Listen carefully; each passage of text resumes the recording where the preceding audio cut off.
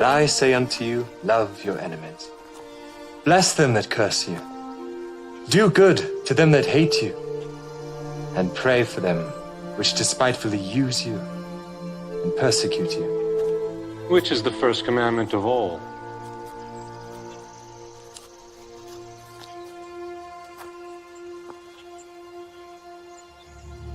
Hear, O Israel, the Lord our God is one Lord.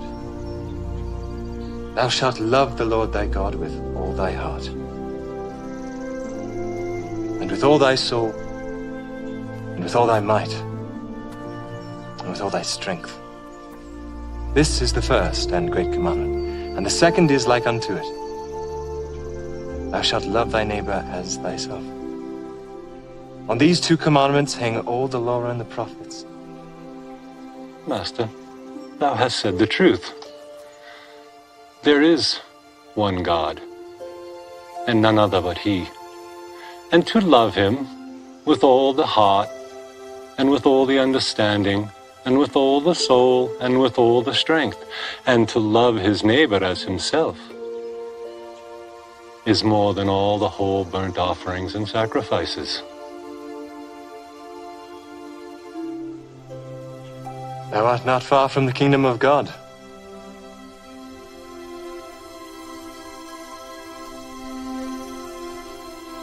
Sure, they got one leg. What's up, Whoa, y'all? hold on. Is that Linus Tech? You do something. What you be doing? I'm on here freestyling for people, man. Can I do a freestyle for you guys? That's that dude. That's that TikToker. Oh, damn. Yo, can I do a freestyle for you guys? Give us one. Wait, turn up. No, no, we gotta give him words. We gotta give him words. Give me the most creative, challenging words you can think of. Ambidextrous. Ambidextrous. Okay. Yeah, Ambidextrous. Okay, that's a good one. That's a good one. Another big one. Another big Chronicle. one. Afghanistan. Afghanistan. Afghanistan. All right. Okay. Revolutionary. Ambidextrous, chronicle, Afghanistan, and revolutionary. Those are the words? Y'all ready? Yep. All right, let's go. Yeah. Okay. Yeah. Other artists really need to get their flex up. When it come to freestyles, yo, I'm next up. I be shining kinda like my man's necklace. Use both sides of my brain, I'm ambidextrous. I'm the freshest type. They can feel the vibes from left to right.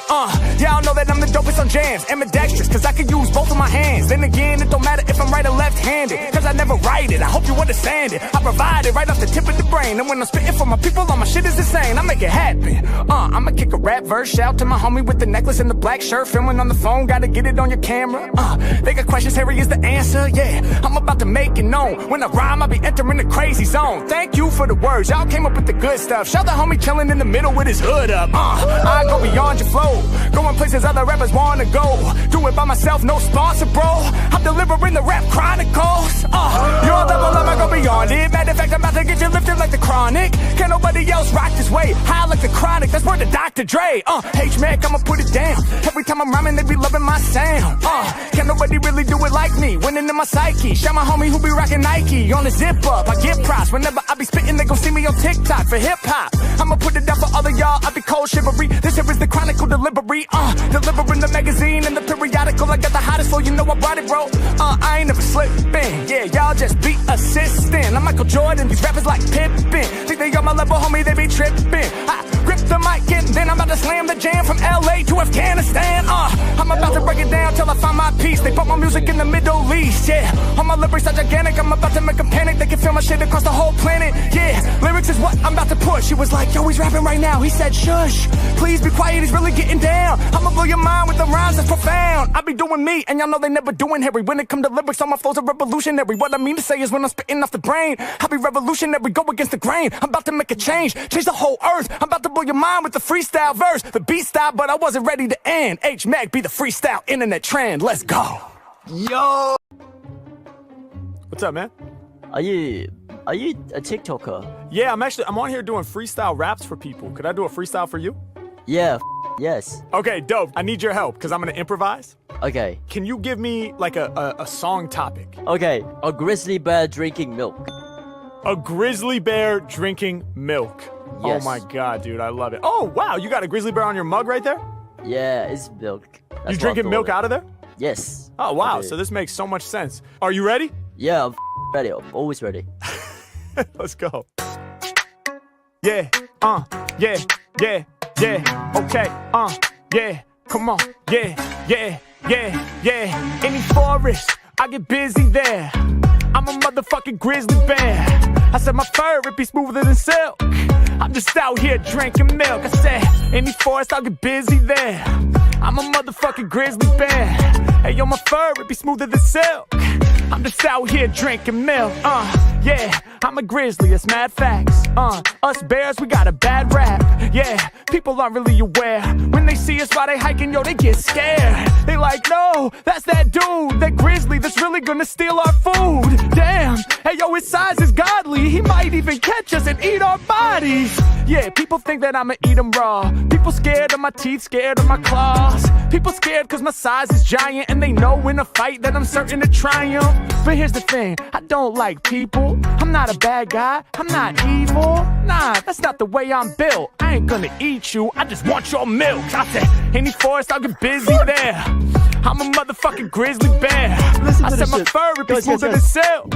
I'm just out here drinking milk. I said, any forest, I'll get busy there. Hey, I'm a motherfucking grizzly bear, yeah. And my fur, it be smoother than silk. Hey, I'm just out here drinking milk. Yeah, real big how I been built. I'm not really a fan of the skim milk. I do invent, loving to drink the 2%. Yeah, and y'all know I don't make people feel the wrath. I want the half and half, yeah. Yo, look in my eyes, they so dreamy. Pour me a glass of milk that's mad creamy. All the milk, you know it shook me. But hey, I think I'll need some cookies. Yeah, that's gonna make sure my mood don't get low. When I got the cookies, I can dip those. Yeah, if I got the milk, it's a miracle. Yeah, I might need a bowl of cereal. Oh shit, man, he even had the prop.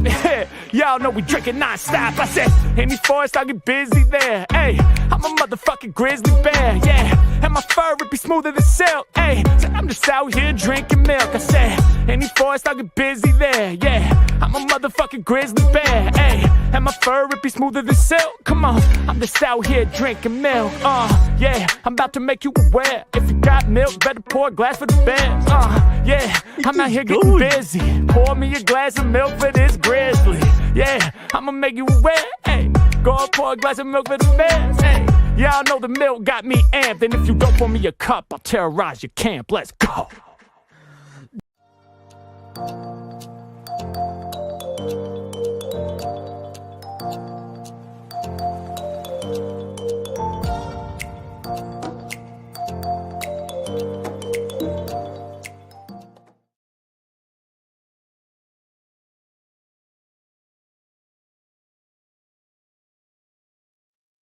Hey, gadgies.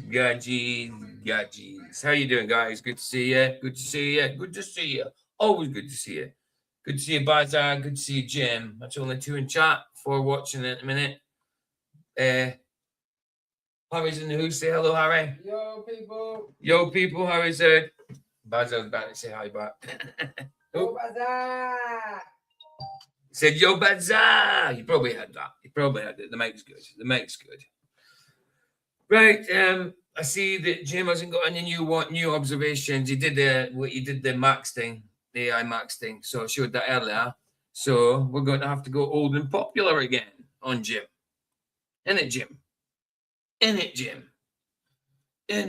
But he did a good job of the yesterday's one, which was it. Yeah, that was great. Beetlejuice, Lens FX. Brilliant. Right, let's go. Are we going to go old or popular? Let's go popular. Then we'll go down a bit.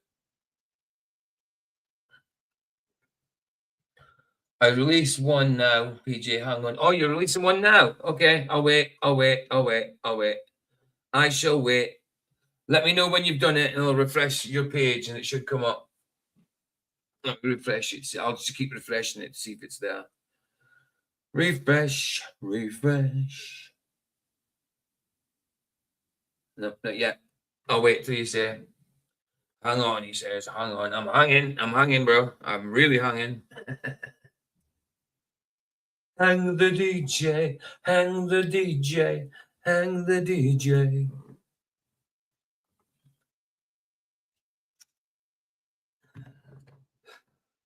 All right, let me refresh now. See if you've done it. Not yet. Not yet. I'm hanging on. I'm hanging on. I'm hanging on. I'm hanging on. Cat video. Oh, cat video. Nice, nice, nice, nice, nice. Let me refresh. It'll come up soon. Not yet. Not yet. Not yet. Not yet. Not yet. I know what I'll do. Let's go into Nameless Way just in case it changed. Go channel. Go channel that way. We got it yet? Not yet. It's not up yet. Not yet, bro. Still waiting. Right, okay. Let me just put on one of Heron's songs while we wait. Let's put on one of Heron's songs while we wait. It's a good idea. That'll give it time to get on now. Right. Where are we? Let's play one of Heron's. Maggots, maggot or the babies. Yeah, is it maggot or the babies? He calls it cat maggot, Jimenez. Yeah, which one will I play? Actually, played Heron earlier on. Let's play a Flat Earth one. This is a decent one. Dancy Flat Earth one. Oh, Alan in the house. Good to see Alan Antonio. Bless man. Damn, next one, dude.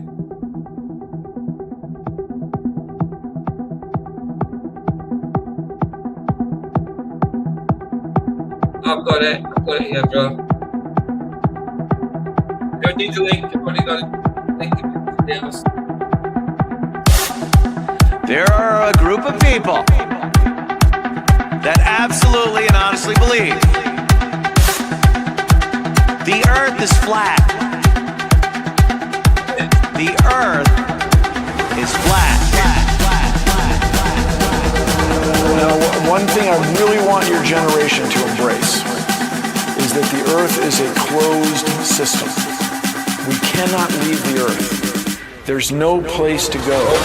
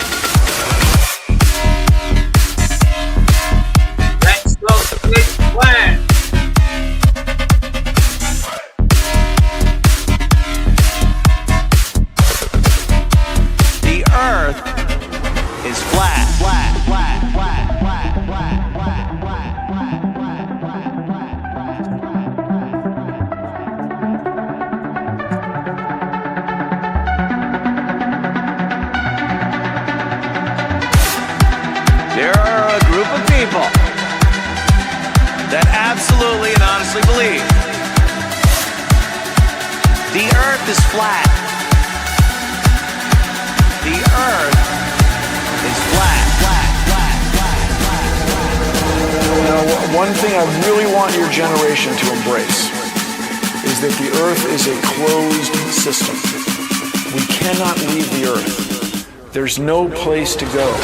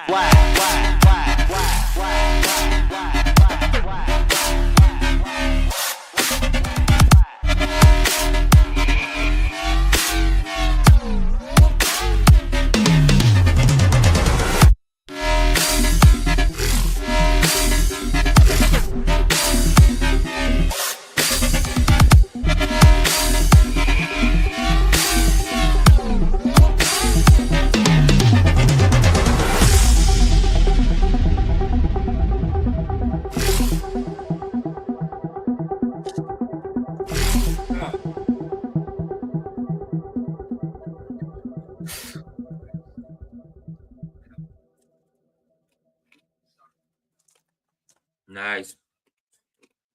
Nice. Right. Nice one, Jem. Pussycat Siesta Bar. Let me get in place. Oh, I am in place. Wakey, wakey. Make it big. Stand. Do it.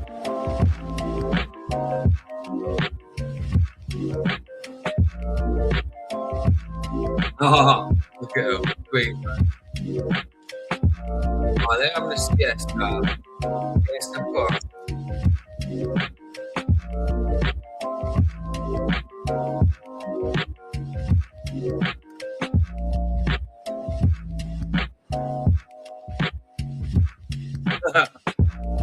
So cute, man. Ain't it? Oh, the babies. That's so cool. Oh. Sorry, bro.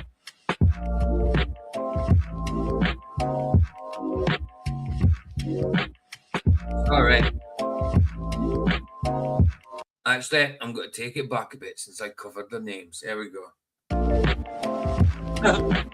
I'm covering your name now.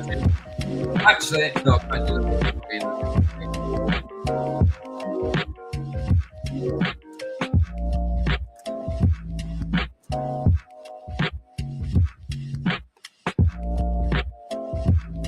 So cute.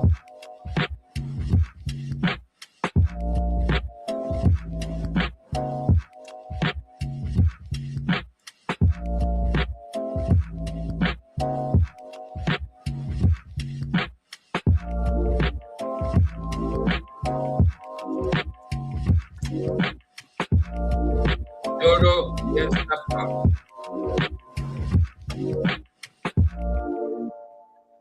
Nice. So cute, man. So cute. Nice one, Jim. Nice one, mate. So cute, man. Thanks for that, bro. Link for Jim. Anybody watching the chat replay? Or anybody's not subbed to him already here, which I think everybody is. But anybody watching the chat replay, here you go. Jim Anus in the house. Nice one, Jim. Always a pleasure, man. Always a pleasure. Right, so now, second part of this Pizzagate thing. Let's get it done, eh? Where am I going to sit? Let me do this one while he's sitting like that. I'll have to change myself about a few times. There we go. We're okay there. Get the chat up. Make it tall. We're all good. It's groovy. Jim PJ Allen Cut. Jim PJ Allen Cut. That's a mouthful, isn't it, Terry? Good to see you, bro. Good to see you. Right, so second part. We've got half an hour of this video left. Like 32 minutes. Let's see what he's got to say. Let's do it. Take it back 10 seconds just in case. 15 seconds. Let's do it. Estimated $100 million into Sean John, a men's clothing brand founded in 1998 by rapper Sean John Combs, better known by his stage name, P. Diddy. Ron Burkle's name can also be found on Epstein's Black Book of Contacts and on the flight logs of Epstein's private jet, the Lolita Express. The article, Who Was Jeffrey Epstein Calling?, published by The Intelligencer, reads, Burkle took what were described as humanitarian trips to Africa with Bill Clinton on Epstein's private boat. I like reading these myself. So it comes in, gets in my head, sort of thing. He's reading it, but still, I like to read them. Name found in Epstein's Black Book and on Epstein's private jet log. Burkle took what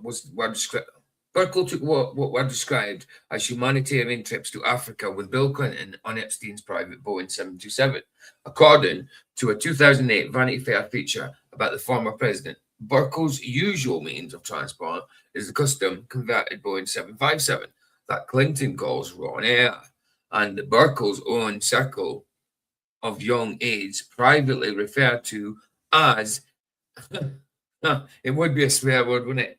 Air for cock 1. So you know what for cock is. Air for cock 1. He's going to read it, but still, I like reading it out, so it's in my head. 727. According to a 2008 Vanity Fair feature about the former president, quote, Burkle's usual means of transport is the custom-converted Boeing 757 that Clinton calls Ron Air, and that Burkle's own circle of young aides privately referred to as Airfuck1. No, In he March said it. He said 2007, former New York Post gossip columnist Jared Paul Stern filed a defamation lawsuit in New York Supreme Court against Ron Burkle, Bill and Hillary Clinton, the Daily News, and several others. The situation began in 2006 when Burkle... Bill and Hillary Clinton seem to be involved in a lot of stuff, don't they? Since his presidency, there was a lot, like, you know, the scandal and all that. That time he was like emperor, getting his makeup on, and he looked dead, like he was just a vessel, nothing behind the eyes. And people actually think nowadays that that isn't the real Hillary, and it's not the real Bill. These people are surmising that they're clones.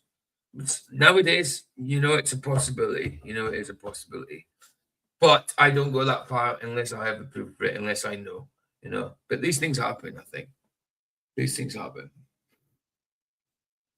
Burkle accused Stern of trying to extort money from him in exchange for preventing negative press coverage. Working with authorities, Burkle secretly recorded several meetings between the two, claiming Stern suggested that payment could influence how stories about him appeared in Page 6, a celebrity gossip column that Stern was a longtime contributor for. Stern later disputed this characterization, claiming that Burkle reached out for a $220,000 media consulting deal to ensure positive coverage and suppress negative stories, but secretly recorded these meetings to frame him, to suppress negative stories, you know, when they lie themselves. You know, but yeah, you've got to suppress the negative stories, even though they're probably true. To a suspension from Page 6. Stern further went on to accuse Burkle of hosting debaucheries involving models, some of whom being underage, and implicated the Clintons in using them. That's them, like, all over, you know, debaucheries all over in people underage. They don't care, these people. They don't care. They work for Satan. So they do what Satan wants, you know, and that's everything that's wrong, morally wrong, and degradingly, disgustingly wrong.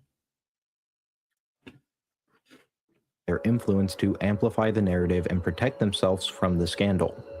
Stern's allegations ultimately did not hold up in court, and obviously no charges ever materialized for any of the accused. The civil suit was outright dismissed on June 16, 2008 by Justice Walter B. Tolub of the New York State Supreme Court. An article published by Daily News quotes Justice... Sorry, I've got to read it, guys.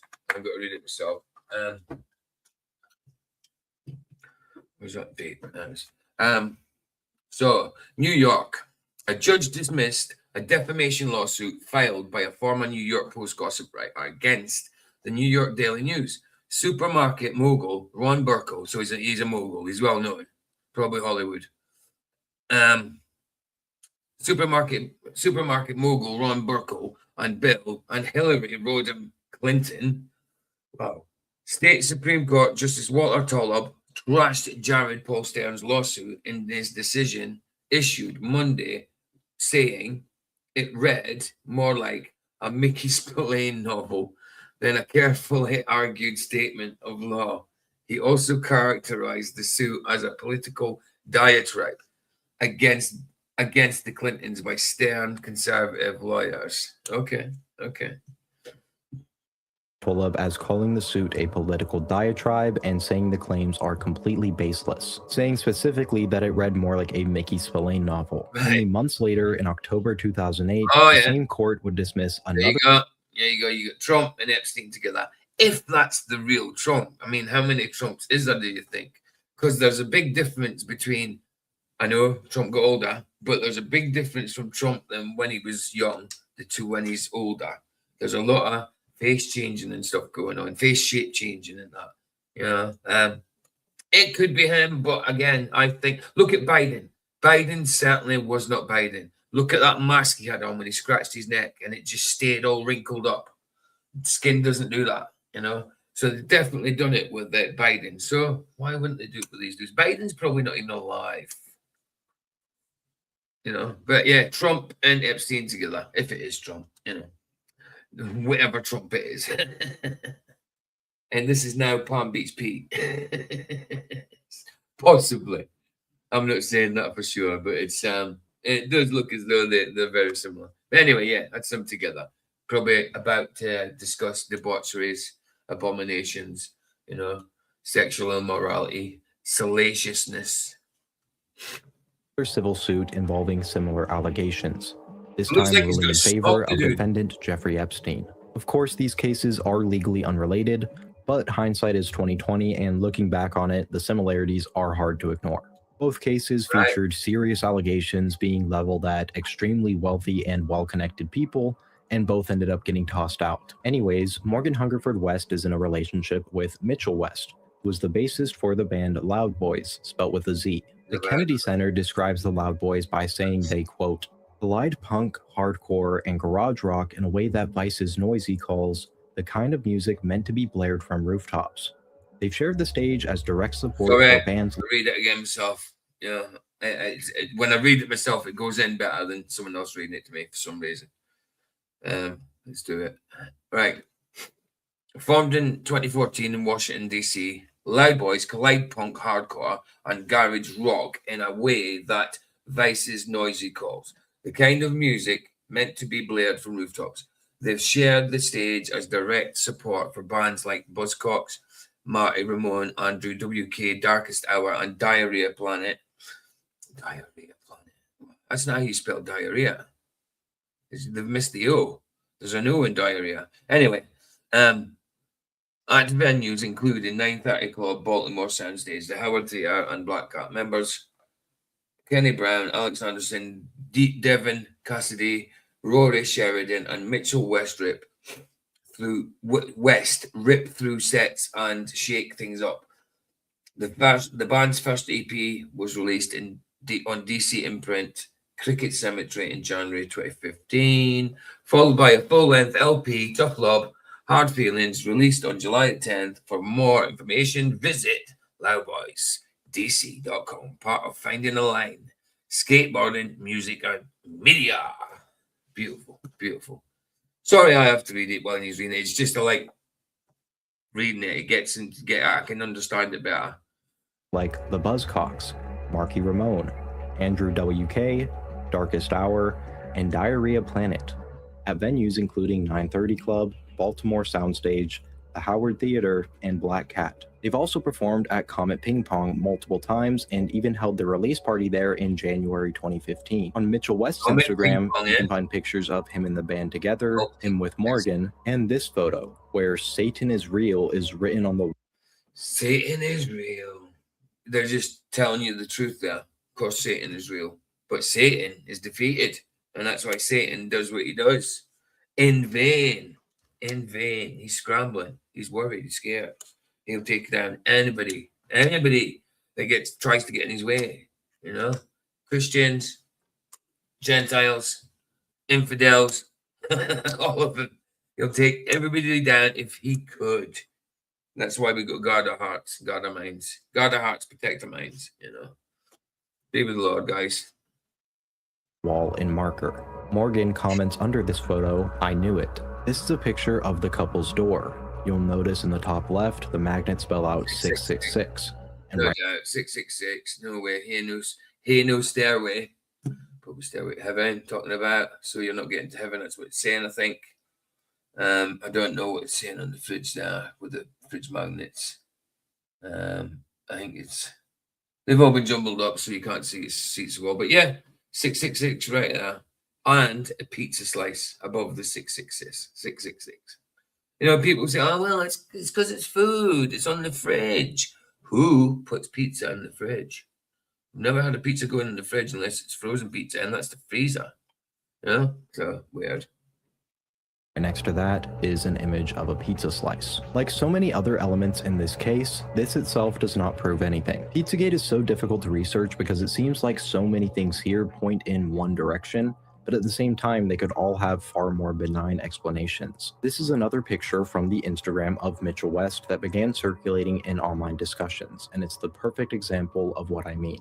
The image shows a set of hospital visitor badges from Children's National Medical Center, specifically referencing the NICU, a unit dedicated to newborns requiring intensive medical care. Viewed in isolation, the picture carries... Well, the ones that are probably like born early and stuff like that need more help than, you know, a normal birth.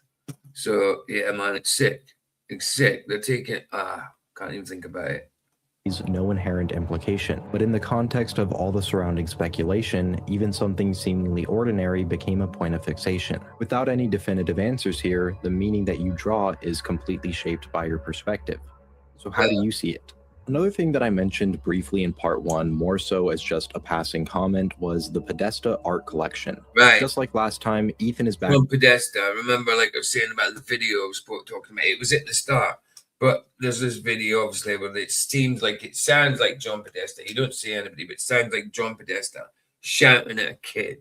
That's what it sounds like. I don't know if he's got shot again, but hopefully. Obviously, it's not nice, but hopefully he shows it again. I looked for it for ages, and it had just gone, but he obviously managed to get it from some archive or something. I don't know if he's got to play it again, because it was the start and intro when he played it. I don't know. We'll see. To give you the rundown, so I'll let him take it away. Hey guys, John, it's Mr. John. All right, so that it's a collab. So this is Mr. Hold on, what's his name again? Oh, he's just about to say it. I think it's Mr. Red Pill or something. Pilled, and I'm extremely happy to be back on, and I'm glad you guys like it away. Hey guys, it's Mr. Pilled, and Mr. Pilled. And I'm extremely happy to be back on, and I'm glad you guys liked part 1 so much. So for part 2, I'm going to be handling Tony Podesta and his very peculiar art collection. Tony Podesta. See, John Podesta, who you're likely already familiar with, has a brother. That's who. So he's got a brother. Hey, Roger, how you doing, man? Good to see you, bro. Who he's very close with, a man named Tony Podesta. And Tony Podesta is a creature of his own. See, Tony has a very interesting lifestyle with some very peculiar interests that we'll get into here soon. Just a little background, Tony is a prolific... Sorry guys, I forgot to put the StreamYard link in. StreamYard link's there if anybody wants to come in. lobbyist in Washington and co-founder of the Podesta Group, along with his brother John. So he's well versed in shady politics. See, the Podesta Group itself came to an end under scrutiny, being investigated for violating the Foreign Agents Registration Act. Allegedly, the Podesta Group was representing a Ukrainian non-profit, the European Center for a Modern Ukraine, as it sought to counter the Obama administration critical stance towards Ukraine, pro-Russia government and Congress, growing annoyance with Ukraine leaders. Lobbying for a pro-Russian Ukrainian political group. See, suspiciously, this is what made Tony step down as the head of the Podesta Group, though eventually a Podesta Group spokesman would deny that there was any affiliation with this. Of course he would. So who knows? Maybe Tony really didn't have any relationship with pro-Russian Ukrainian political parties, but he certainly had a relationship with convicted child sex offender Dennis Hastert, a seemingly long and close one at that. Dennis Hastert is a former speaker. I'm not sure who Dennis Hastert is, but he's a pedophile. He's scum. Scum is not scum of the earth. Can he be forgiven? Yes. Doesn't stop what he did being scummy. Of the House Representative serving from 1999 to 2007, who in 2015 was indicted for illicitly structuring financial transactions, aka failing to report the withdrawals of $952,000 in cash. What the hell was he withdrawing that much money for, you ask? Well, he planned to use that money to conceal his past misconduct that came in the form of hush money. Turns out... it's probably like hush money, getting people to shut up and that, you know? It's, or, you know, being persuasive with money, maybe towards kids and that. Oh, yeah, I'll buy you this. You know the score.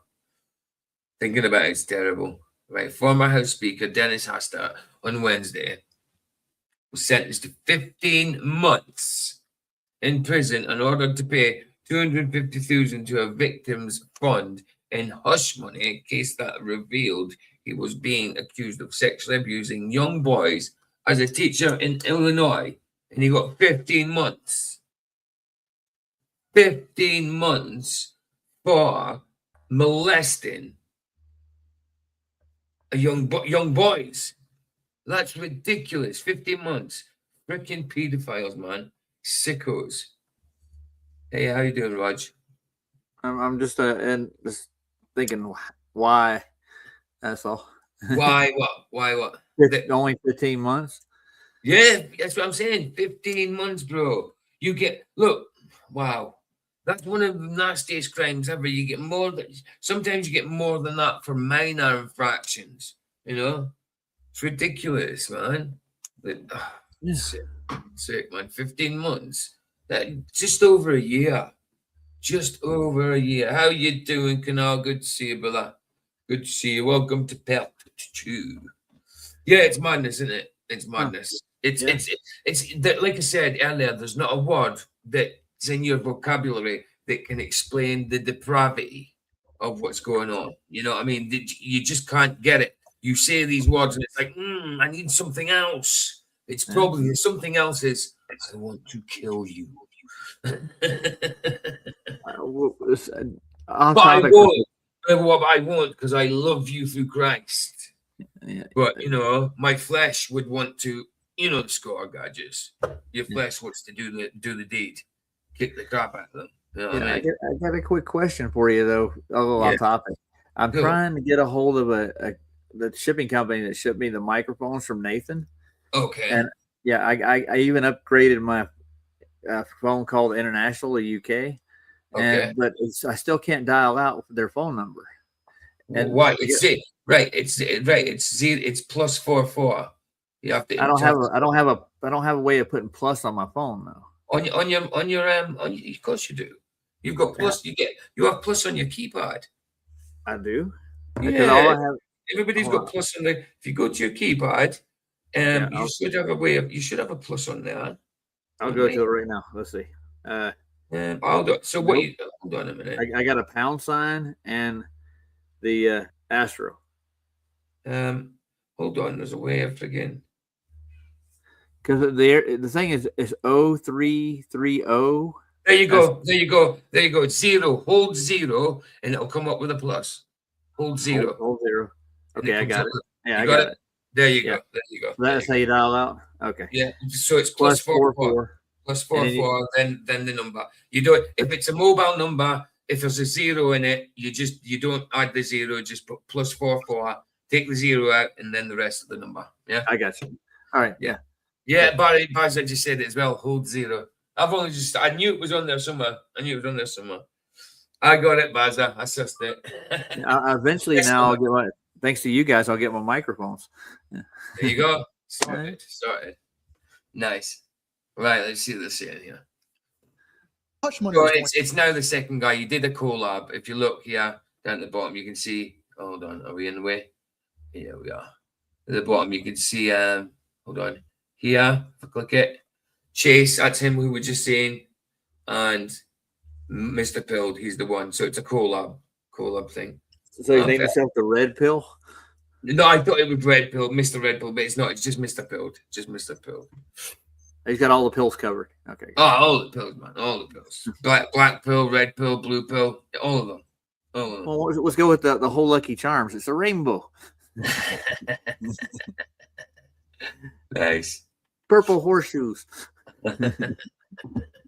Going towards a specific individual, an individual that was a victim of sexual abuse from Mr. Hastert during his time as a high school teacher and a coach. Another student would end up coming forward and corroborating these claims, and Hastert would be forced to admit to the abuse. Dennis would plead guilty to financial crimes and admit to the sexual misconduct. The prosecution would seek a sentence of 15 months in prison, sex offender registry, and a $250,000 fine under the pretense that he abused at least 4 boys, which he admitted. 4 boys, 15 months. So that is what? Just under. So 3 months. They got three and a bit each months for each kid. If you look at it that way, you had 4 kids, 15 months. So it's 3 and a bit months for each kid. That's disgusting. You get more than that for a bloody fine sometimes. Go on, Roger. I can't put myself in the mind frame of somebody who actually has to take the power over somebody that's young like that. Yeah, exactly. But can you imagine the family, the victims and stuff like that in court, and then he gets a guilty, and they're like, yes. Then they go to sentencing, and they say, right, and the judge says, right, you're this, you're that, you're a horrible bastard, you're scum of the earth, 15 months for you. Can you imagine how? Yeah, these people don't have children of their own, do they, PJ? It's really bad, man. But the thing is, judges, some of the judges and stuff are into this stuff also. The Bar Association, you know, I think it's a bit dodgy. You know, the Bar Association, I think it's a bit dodgy. I think there might be a ring in there as well, you know? I wouldn't doubt it. Right. But unfortunately, Mr. Hastert could not be prosecuted for these abuses due to the statute of limitations expiring decades prior. But you might be asking, how is he connected to Tony Podesta? See, here's a picture of Tony Podesta to the left and Dennis Hastert to the right at a summer camp in Camp Nose, Japan, 1965. Tony and Dennis both took a trip to Japan in 1965 as a part of the People-to-People Student Ambassador Program at Northern Illinois University. This is likely where they met, and they most definitely kept up with each other because here are a few leaked emails referencing Dennis from. Just hello with a W. Reference. Hello with a W. Hello. That's an email. Hello. That's got to be code, bro. That's got to be code for something. It could be. Tony. Dear Matt, can't believe it's almost 50. Dear Matt, can't believe it's almost 50 years since Camp Nose. Camp Nose. Okay. All right. I'm staying in touch with. Go on, Roger. Sorry, go. No, I was just laughing with it. It's like Camp Nose. Right. What is that? I have stayed in touch with Denny Hastert and John Ettelt. And what kind of names are these? John Ettelt.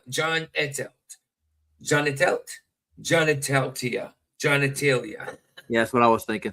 Yeah. Yeah, no, Vicky's has got someone. Was it yeah, I think it's her sister married someone, and our man's called Taylor and she's called Jenna, so her name is Jenna Taylor.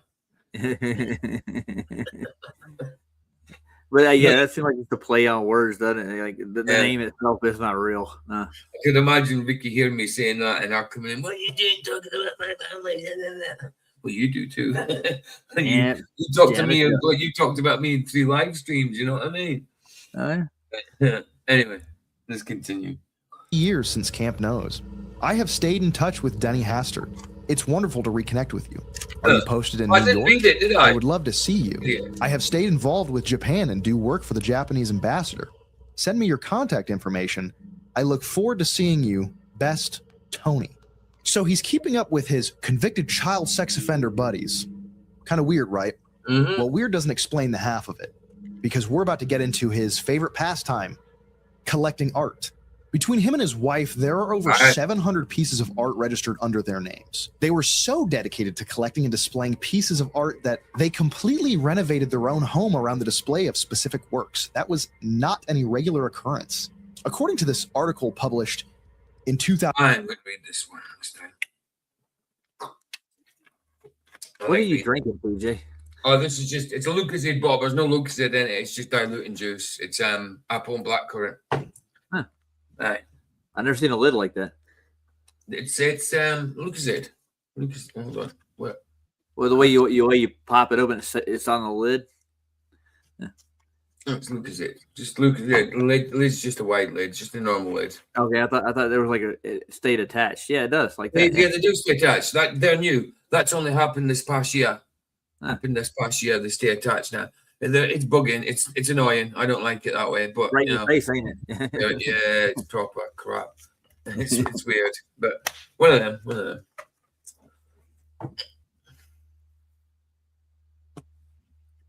Right. Okay. Reedy. Then there is travel involved. The couple have usually demanding jobs.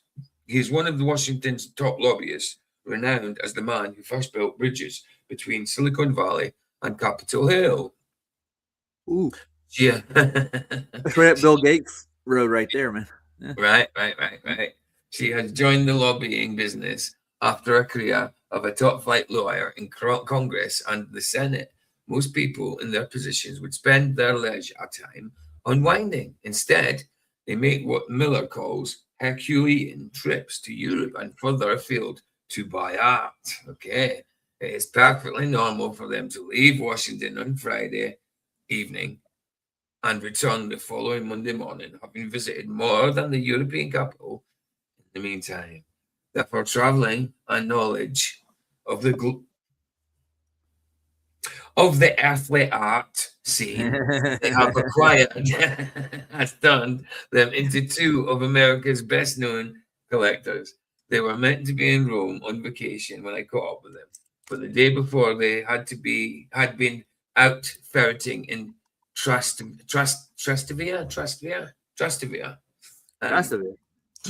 yeah.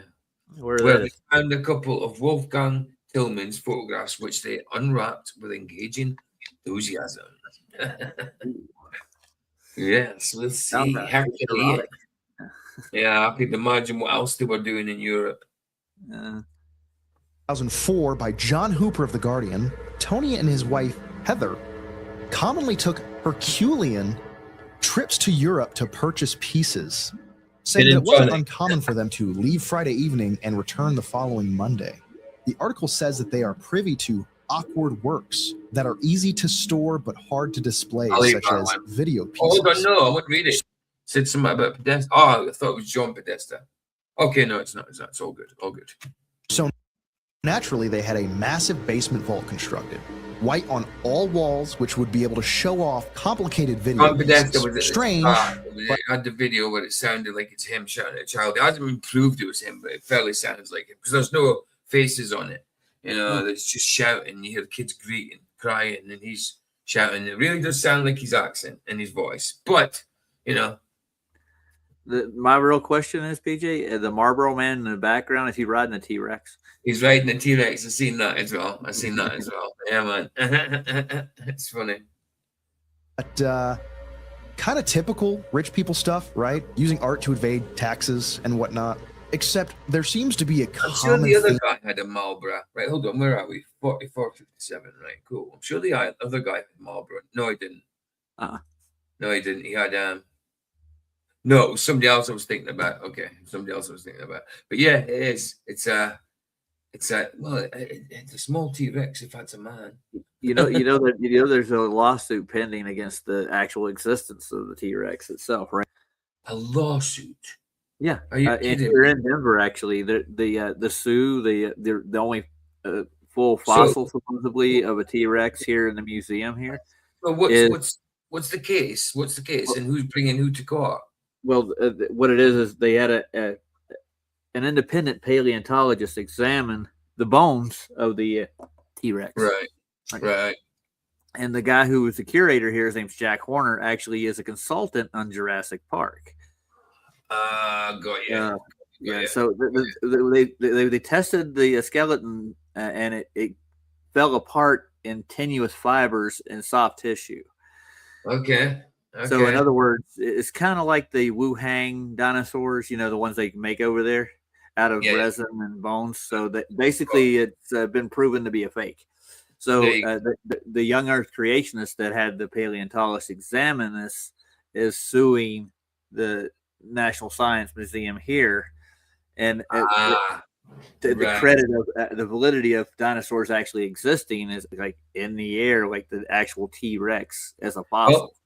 I don't know about dinosaurs. I mean, because they only find a few bones and add things. I think the fake bone they build it. So even if they did look like that, there's no way they'd be able to tell the color of the skin, the texture of the skin, anything like that. No way. Yeah. But what it is all those fossils that they claim are real are under scrutiny, and they won't let any independent paleontologists really look at them. And this is one of the first ones that made Nat Geo. And they got a lawsuit against the museum here for fraud. I think it's something like $2 million or something. But it's put a hold on even the next production of Jurassic Park because one of their main advisors is Jack Horner. And Jack Horner actually has ties to Bob Enyard. Yeah, I got you. Wow. And even Jaron got involved in it. See, like, I've got no problem with, dinosaur. The word dinosaur is, 200 years old? The Bible certainly says we had like large beasts in them days. Leviathan, behemoth, tail like a cedar tree. That's huge. Now that sounds like a dinosaur, you know? Yeah. But even if there is no such thing as dinosaurs, the Bible says there was large beasts, not just a cow being large. We're talking about large beasts, giant. Well, it goes down to modern science and evolution versus young Earth creationists and Christianity. Right. Right. I've got no problem if they want to call them dinosaurs. That's fine. But the word dinosaur is only 200 years old. But if it's dinosaurs, fine. That's all good. But they are not the dinosaurs that they portray in the museums and on TV. You've got no idea that they would look like that.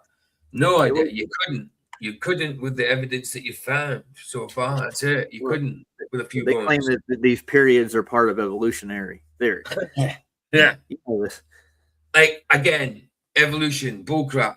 Macro evolution, bullcrap. But micro evolution is a thing. It's adaptation. Yeah. Right. That's all There's it not is. a change in species ever. Never has a monkey jumped out of a dog's vagina. Never. I would like to see that happen. Let's see if we get that on film. No, it's gradual. It's over time. We can explain it, but we can't show it. You know. Okay, so when did a fish develop lungs to come out of the water? Well, How that's did why it they go put from having gills to walking out the water and having bloody lungs? How many of them fish died before they developed lungs? It's silly. Evolution is stupid. It's a fairy tale, and it's just it actually indoctrinates the minds of the masses. It really does. It's crazy crap, man. They believe a lot of stuff, and that's why they push the date so far away. You can't. There's no any evidence to really prove it. Yeah. Right. Exactly. The same with the stars being so far away and so many millions of years old or whatever, billions of years. Yeah, but the stars have already gone, Roger. We're seeing them, but it takes so long for the light to get to us. You know what I mean? They're already dead. We're just seeing the light now because they're so far away, you know? Well, that light it's like seeing light travels, you know? It's got legs and runs, you know, it travels forever and ever. Yeah, apparently so. Well, that's the reason they can claim that is because they have that vacuum that's there that has no impedance to the light at all. It just travels forever. Yeah. But it's, you know, eventually it wouldn't because you might not have anything like atmosphere in a vacuum, but you've got the strength of the light. You know what I mean? And it's light. It's itself. The strength of that light will only go so far. You know. Well, they have explanations for that. Even without any impedance, like you said, even without any atmosphere, you know, atmo. Yeah. You know what I mean? The star implodes on itself and creates that giant vortex. Supposedly, it shoots out of it. You know, when it dies, this big burst of light, all that energy, all that massive, that huge, gigantic. Some of those stars are like probably 50 to 60 to 70 times larger than our sun, or even bigger than that. Absolutely. They're massive, dude. The sizes they're talking about is incomprehensible. You know, for you, it's stupid. It's just stupid. It's crazy. And all this without even seeing one of these things up close. I know. Right. Weird, huh? All that, it's so, but yet we're the stupid ones. You know what I mean? But they're going off on guesstimates. Even like Michio Kaku, which is named Michio Kaku, even he says, look, what we know about the universe, but obviously it's heliocentric and that. What we know about the universe is probably about 1% of, you know, that's, I mean, and they says in that 1%, we've probably got 99% of that wrong. You know what I mean? So they know nothing. Yeah, he likes to do the string theory thing. That's where he thinks everything's vibrating within a string, like an accordion. There's multi strings in the universe, and everything's attached. But again, show me a string. Show me the string. How can you prove that? You know, again, a theory. You're trying to replace gravity with something else and add gravity in when there's no such thing as gravity. Well, relative density equilibrium is the best way to describe what happens. It seriously is. Yeah. Well, accompanied with buoyancy and, you know, that kind of thing. The best thing is to donate to your local. They need more budget. Let's put it that way. They need they need more money to figure this out. You know, more research, more money, more grants, more this, more that. Yeah, absolutely. Like NASA, 54 million a day. Yeah, of course. I remember it was around 2014. They were screaming, in order to do any of these things we're talking about, we need more budget. Like, what is that? A couple of. Wow, need more budget. What the heck? For what? Exactly. They're rich and they want to be richer. That's all it really boils down to. Well, I tell you what, when they first landed on the moon, they didn't have a very good budget, obviously, because on that lunar lander, it looks like held together with Scotch tape, plastic Okay. conduit, right? You know what Kennedy gave NASA for that Saturn shot, the first one? What? 60 million. I think it's 60 million. Yeah. Wow. That's wow. Yeah. Fucking And at that rate during our time, it was probably worth like 10 times what 60 billion is now. Oh, 100%. 100%. Absolutely, man. They inflate it, man. If they were really just trying to explore, they wouldn't need so much money. No. You know. Oh, it's just ridiculous, man. It's all a big con. Yeah, and even the British don't do that. Like with James Ross Clark, when his expedition supposedly reached 1 million of what today's money's worth, they said we're not going to support your exploration anymore. We already got what we needed to know. There you go. Everybody's expendable, bro. Yeah. You take a look at what this collection consists of. Mind you, before we get into this, Tony and his wife are both quoted with saying that we don't purchase anything we don't love. We'll start off with a handful of pieces that are available for view on the National Art Gallery website. If you go take a look for yourself, you'll notice that although the art isn't blatantly perverse, there are a few images of nude women, which, again, is pretty typical in artistic realms, but they're alongside an uncomfortable amount of images depicting children. Here's what seems to be a piece showing two men in the woods with underdressed children watching them, looking skittish, like they're being hunted or something. That is pretty weird. It's up to interpretation, but it's like like foxes, man. It's certainly strange. This one's labeled hula hoop for obvious reasons, I think. It's nothing but a young girl holding a hula hoop. However, I can't help but to notice how this girl is posed. Yeah. Her body posture is open and looking into the camera. It looks like the kind of posing instructions you give to an adult to appear seductive. Yeah. But again, this could just be confirmation bias, given the context after the fact. This one's a lot less nuanced. This one is just straight up inappropriate. Admits it could be confirmation bias. You know, because you're looking for it. Yeah. Yeah, because you're looking for it. You see it. Yeah. It's not always confirmation bias, but obviously there is such thing as that. We see the bloody Globers doing it all the time in debates. Yeah. I'd say it's really both sides in that regards, but the facts of the matter. It's both. Well, it has to be. Of course, it's both sides. But I've seen more Globers doing it. You know. Yeah. Well, they have to have it for their model to work. The modeling is where all they have. They model the whole thing. And we didn't model it. We wanted where do the measurements actually come from? Originally, where did the measurements actually come from originally? They came from the flat Earth. They have to. Exactly, bro. Exactly. The name of this piece is Curtsy, which is the name of the greeting cover it, so it's obviously a little girl curtsying or something. A woman gives when she bends the knee with one foot in front of the other. But that's a facetious title, because this is obviously a young girl peeing outside in the open. Oh, so a young girl peeing in public. Okay. Why would you take a photo of that? Wouldn't call that art. No. Why would you do that? I mean, is that painted or photoed? Looks like a photo, but it could be hyper real. I don't know. But still, it looks pretty realistic, man. I would say it's a photo, but this is art. It's catching a young girl peeing. That's just disgusting. Why would you do that?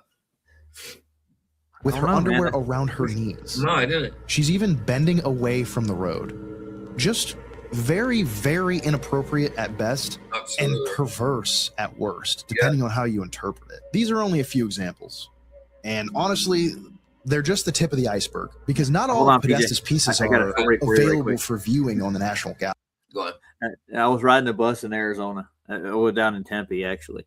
And I was riding all day, and we got to the last stop, and I was getting off, and we were at they have these like roundabouts where they have bus depots and stuff. And there's a girl. She got out of the bus. She's been on there for an hour or so with me, and she got out and she sat down on top of this. They had a rock in the middle of a planter, and she just peed right there. Some I've seen that happen to myself. Some of them She got didn't no care. shame. She just Some didn't of give a crap. dude. Right, yeah. Some people have got no shame. I remember one of my exes, the Scottish one, the one before Vicky. She was terrible, terrible. When she got steaming drunk, she just pissed against the wall in the park, and there's a place called Swanswell. Yeah, further that way. Me and Harry used to fish it. Well, she sat up against the wall, just weaked everything down, started pissing. People walking past and everything. Even someone said something to her at one point. She just growled at them because she was so drunk. And then when she sobered up, she totally denied it. Totally denied. No, you're just lying. You're lying. I didn't do that. I didn't. You did. Why the hell am I going to lie about it? I had to like pretend. I felt like pretending that I was lying just to stop her bloody being an asshole about it. You know what I mean? She's trying. It's just one of them. She couldn't take anybody accountability. The funny thing about that girl that I'm talking about, there's a public bathroom like in the middle past that at the bus depot. So bad, man. It's so bad. I guess she couldn't hold it any longer, but she's like, I looked at her. I don't care. Yeah. Okay. I mean, if you got pee outside, you got to be hidden, man. Hidden. This is the middle of the daylight, man. Broad day, like 5 in the afternoon. We're getting off the bus, and she's just like, yeah. I mean, and for a man can hide. You know what I mean? Round the back of a tree, and they're standing up. But when a girl's peeing, it's a completely different story. Like, you know, they've got to down, get up, squat. You know the one. Yeah, well, she just squatted right on the rock, just like right there in front of everybody, man. Like, it's so bad. Yeah. I know. Well, it's not like I say, some people have got no shame. I know. Gallery. And I have a sneaking suspicion that the reason for this is due to their gross, sadistic, and perverted nature. Through the watchful and all-seeing eye of the internet, there have been glimpses of the art Podesta has hung up in his very own. The all-seeing eye of the internet. You mean that one? No. You mean that one? Funny. Home, most of which frequently and blatantly represents violence, nudity, sexual abuse, satanic ritual, right, and all of the above, but with children. I'm sure you've seen this one. Tony is certainly very proud of it. But in case you haven't, this. I mean, wow, that's just what? I mean, how is this art? It's weird. It's weird, man. It looks like someone being broken up backwards, contorted. It looks like it's got a unit on the top of it too. Don't look at it. Like, yeah, it's got yeah. So the funny thing is that gold? That's what I want to know. Well, it may be plated. I don't know. You wouldn't have that solid, surely. That's a lot of gold. Yeah, that'd be heavy to hang. Oh, dude, you wouldn't be able to carry that if it was gold. Resembling an infamous image of one of Jeffrey Dahmer's victims' contorted corpses. One of Jeffrey Dahmer's victims they found like that. And see what I mean? Sick. That's art. That's art, yeah. Jeffrey Dahmer was art in his mind. I mean, look what he did to those people. I mean, pouring acid straight into their brains and stuff. That's art, bro. Didn't know. Sick. That's what it is, and it's something that the Lord will deal with on Judgment Day. You know. Well, I'm pretty sure Podesta is probably pretty close to there, ain't he? He'll be getting that. I don't know many well-adjusted members of society that would even think of buying art like this, Never. let alone hanging it up in their home and posing with it happily. I don't know, but maybe I'm just not rich and disconnected enough to get it. These are the works of Biljana Jurčević, a Serbian artist who, according to her own bio, creates works that deal with social problems. And those who object to her work are usually those who are part of the problem, which I find very interesting in this context, and I tend to be very, very questionable of. She's a reoccurring artist in Mr. Podesta's collection, and all of her works here depict children in compromising or restrained positions. Children probably handcuffed, restrained somehow, all in a circle. Sick, man. But you know, in their world, I want to say this, especially if they're sadists like they are, it looks like that they're trying to condition people to that kind of lifestyle. Mm-hmm. So it's normal for them, and then they pass it on. They teach that on. You know what I mean? So everybody becomes victims and abusers. You know, abusers and victims. I never got involved in the S&M society. I know people who do, man, and they do some weird shit to each other. Right. Yeah. Right. It becomes Stuff I wouldn't be perpetual. able to do. Yeah. It becomes perpetual, man. Looking afraid and disheveled, perhaps malnourished, but it gets worse. I mean, just look at this. I really don't know how much is going to be censored because I don't know how much YouTube will allow. Yeah. But I don't know what kind of artistic interpretation something like this could possibly have.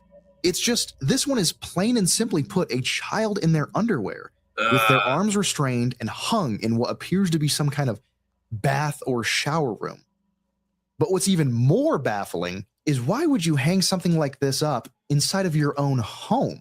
Right. In terms of just being purely disturbing visually, Jurchevic's paintings they're pretty bad.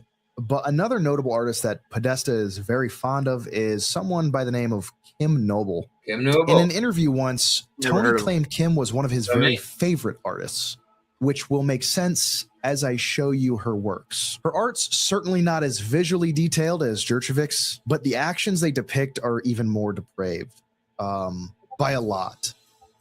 Viewer discretion is advised for these. Okay, yeah, but you're blanked out, so We don't See, know. these are all exactly what you think they are. I don't think I feel the need to explain them explicitly and individually. Kim Noble is a schizophrenic who suffered horrific abuse as a child herself. let me just try something. Kim Noble. I don't know if you're gonna be able to put it on here. If they No, I know. That's why I'm checking. That's why I'm checking. Kim Noble. Art. Art. Oh, come on, idiot.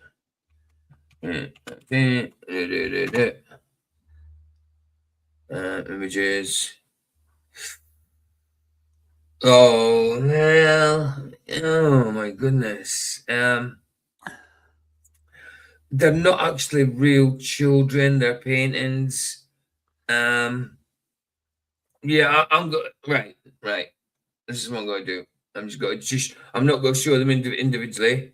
Just going to show them like this. So you can see kind of what they're like. See the woman restraint, children, a kid bending over, sort of thing. There, look, disgusting on a bed, kids on the floor, chained up. Disgusting. Yeah. Look, hanging, kids hanging in the black room. Disgusting, Kim. Disgusting. How is this art, Kim? How is this art, woman?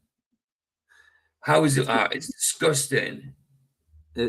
Like he was saying earlier, that she was put through this kind of thing. That's why she's drawn. Right, exactly. That's what I'm saying. It's going to perpetually be passed on. Yeah. Wow, that's sick. That's sick. I'm glad they weren't real photos and stuff and just paintings, but it's sick. Obviously, he covered them because of his monetization. You know what I mean? Yeah. Gotcha. I'm not bothered about that. They should be okay. And thus her artwork. I could change the stream to an 18. You know what I mean? Right there, you can see one of them. He didn't get blurred out there. Yeah, there you go. You can see that's the one that was just showing. So he blurred it out there, but it's actually on there anyway. See what I mean? Yeah, it's just chained up on the wall, both feet and hands. Disgusting. Well, no wonder these people are like, I guarantee that's an alcoholic beverage in her hand right there. Oh, aye. They do. They have to stay, they can't be sober. Oh, absolutely. Reflects such, containing abstract, surrealist, painted images of extreme sexual abuse and the torture of children. You could probably go out on a limb and say Kim Noble is simply using her art as an outlet for the horrific events she experienced as a child, but for you as a man, as Tony Podesta, to openly claim that these artworks are some of your favorites and to perhaps even display them in your home is, I don't think that's right. Minded, it's a depraved mind. Depraved. They need to get some help. I think that segments well into. Go on. They need to get some help instead of like displaying this for. They need Jesus, bro. Everybody needs Jesus. So yeah, and Jesus would say, "Go get some help," and go get some help. a connection that I want to make next between certain individuals and their proclivity for strange art. I'd like to compare this to another person's peculiar taste, that of Jeffrey Epstein's. This is a piece called Little Miss Pink Tomato that was reported. What's it called? Hold on, I'll get it up. Miss Of Jeffrey Epstein's. This is a piece called Little Miss Pink Tomato. Little Miss Pink Tomato. Little Miss Pink Tomato. It looks like a bunch of girls standing with their hands behind their back. Yeah, it does. It does. Little Miss Pink Tomato. Yeah, Little Miss. Little Miss Pink. There is tomato. Now you're going to be on a list, PJ, because you looked it up. Let me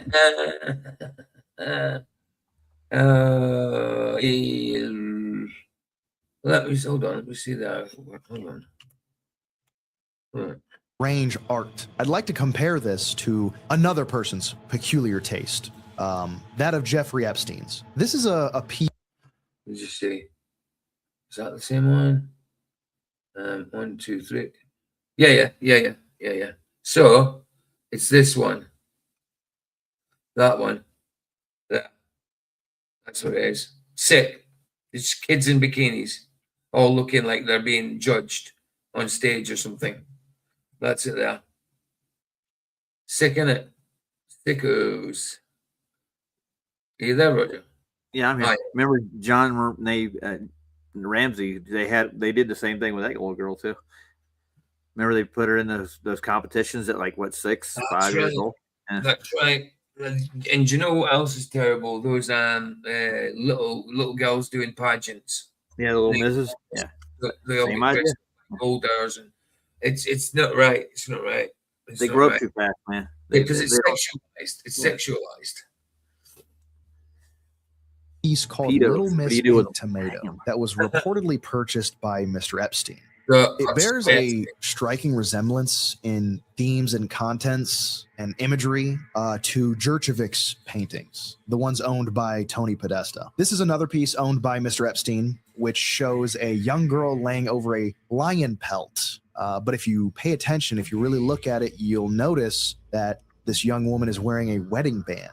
This canvas was huge too. It was around. Right. Let me. It didn't call it anything. Look up Epstein's art. You'll probably find it. That's what I'm doing. Art. But she's wearing a wedding band. Like she's a young girl that's married. So this goes along with the same. And she's laying on a pelt. Yeah.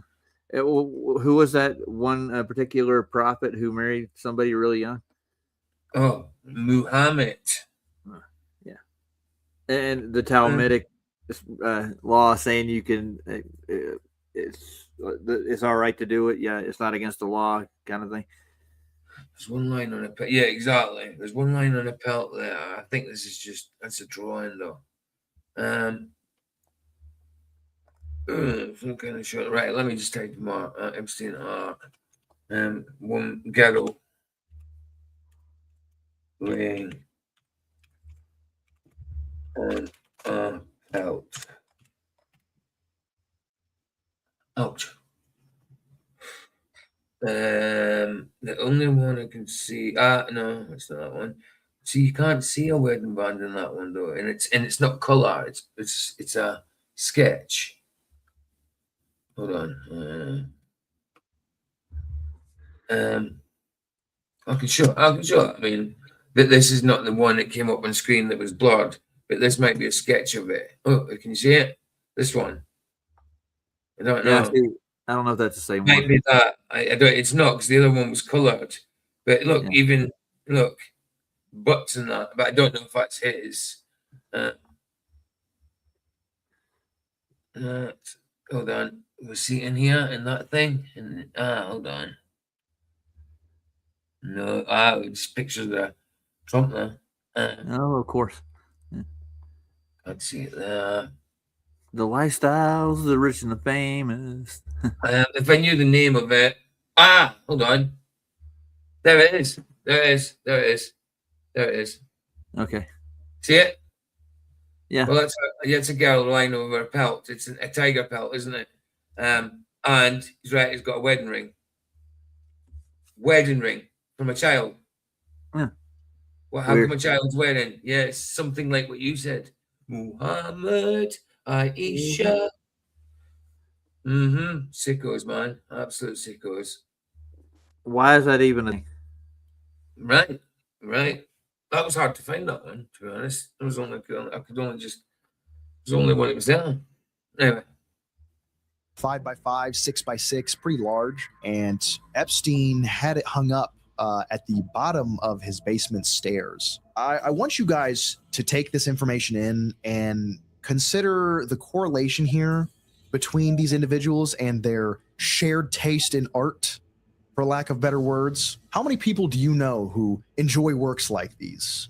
Do you think this kind of art is appropriate? And does it say anything about those who take pleasure in viewing or owning it? Yes, it says a lot about them. It says a lot about them. It says that they're perverts. It says that they're deplorable. It says that they go against what God wants. It says they're immoral. It says they're disgusting. It says they're I just said deplorable. You know, it says a lot of things about them. It says they're pedophiles. That's simple as that. Simple as that. It's not hard to grasp. No. This is just food for thought. And speaking of food for thought, before we end things, I want to touch on John Podesta just real quick. Yes. Being that he was Tony's brother, it's pretty perfect. Hold on, PJ. You've likely... Yeah. He said he wanted to touch on John. Yeah. He really doesn't. No. Seen the WikiLeaks emails, but there's also an old video that the allegedly contains... This is the one where you don't see him, but it sounds like him screaming at a kid, you know, and I think, what do you call me? What do you call me? And he's called daddy or father. So I don't know. Can't remember, but it's, sad. When you hear John Podesta's voice, it sounds like him shouting. It's his accent as well. This is, even if it's not John Podesta, it's somebody being disgusting to a child. Yeah. Audio of John Podesta abusing a young child. If you've seen part one, you've probably seen all the strange WikiLeaks emails from John Podesta. I mean, this is where it all stems in the first place. But there's an old video that allegedly contains audio of Mr. John Podesta, Tony's brother, abusing a young child. What's my name? What's my name? My other name. What do you call me? I am your father. From now on, you will call me your father. You're shut. You will call me your father. What is my name, huh? I'm just a kid who's 4. Each day I grow some more.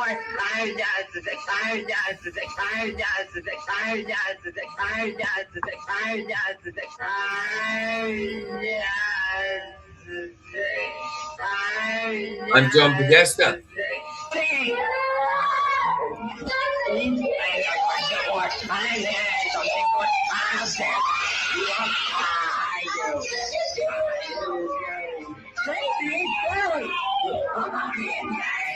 Finding my way. Even if it's not John Podesta, whoever it is being so disgusting. That's disgusting, treating a child like that. I didn't want to hear that. Actually, stuff, and it's been recorded. This is not acting. This is real screaming, man. It's awful.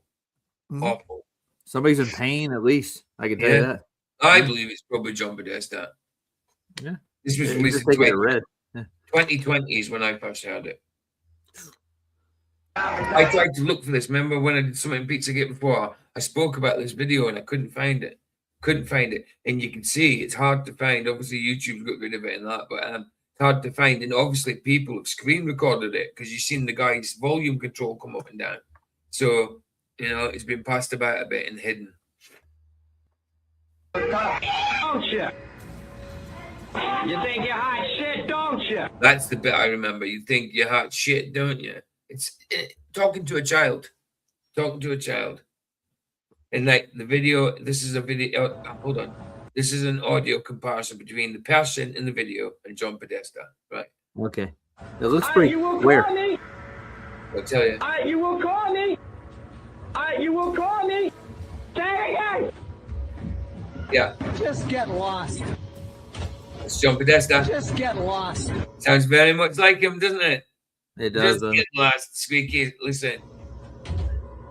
Just get lost. Yeah. Yeah. Let's just take it as he did. It is him. It would all correlate, dude. It does. Of course. More than likely. And look at this. This stupid, horrible woman with Baphomets for horns and John Podesta with what? A fish in 14? Some kind of code for something. You never know. Madness, man. Spirit cooking. I don't know what that really consists of. Oh, me neither. No idea, man. Spirit cooking is the title of one of Marina's performance art pieces. It involves packeting. Oh no, something messages and satanic. It involves. No, it invokes. Sorry. Something messages on sadistic satanic symbols on the walls in pig's blood. The artist putting a snake in her mouth and dumping buckets of blood on life-sized child effigy. Right. It's called cooking because it includes recipes such as with a sharp knife cut deeply into the middle finger of your left hand. Eat the pain. What the hell, man? What the hell? I don't see anything spiritual about. Well, I guess it's the wrong spirit. Let's put it right, definitely spiritual, but the wrong one. The wrong one.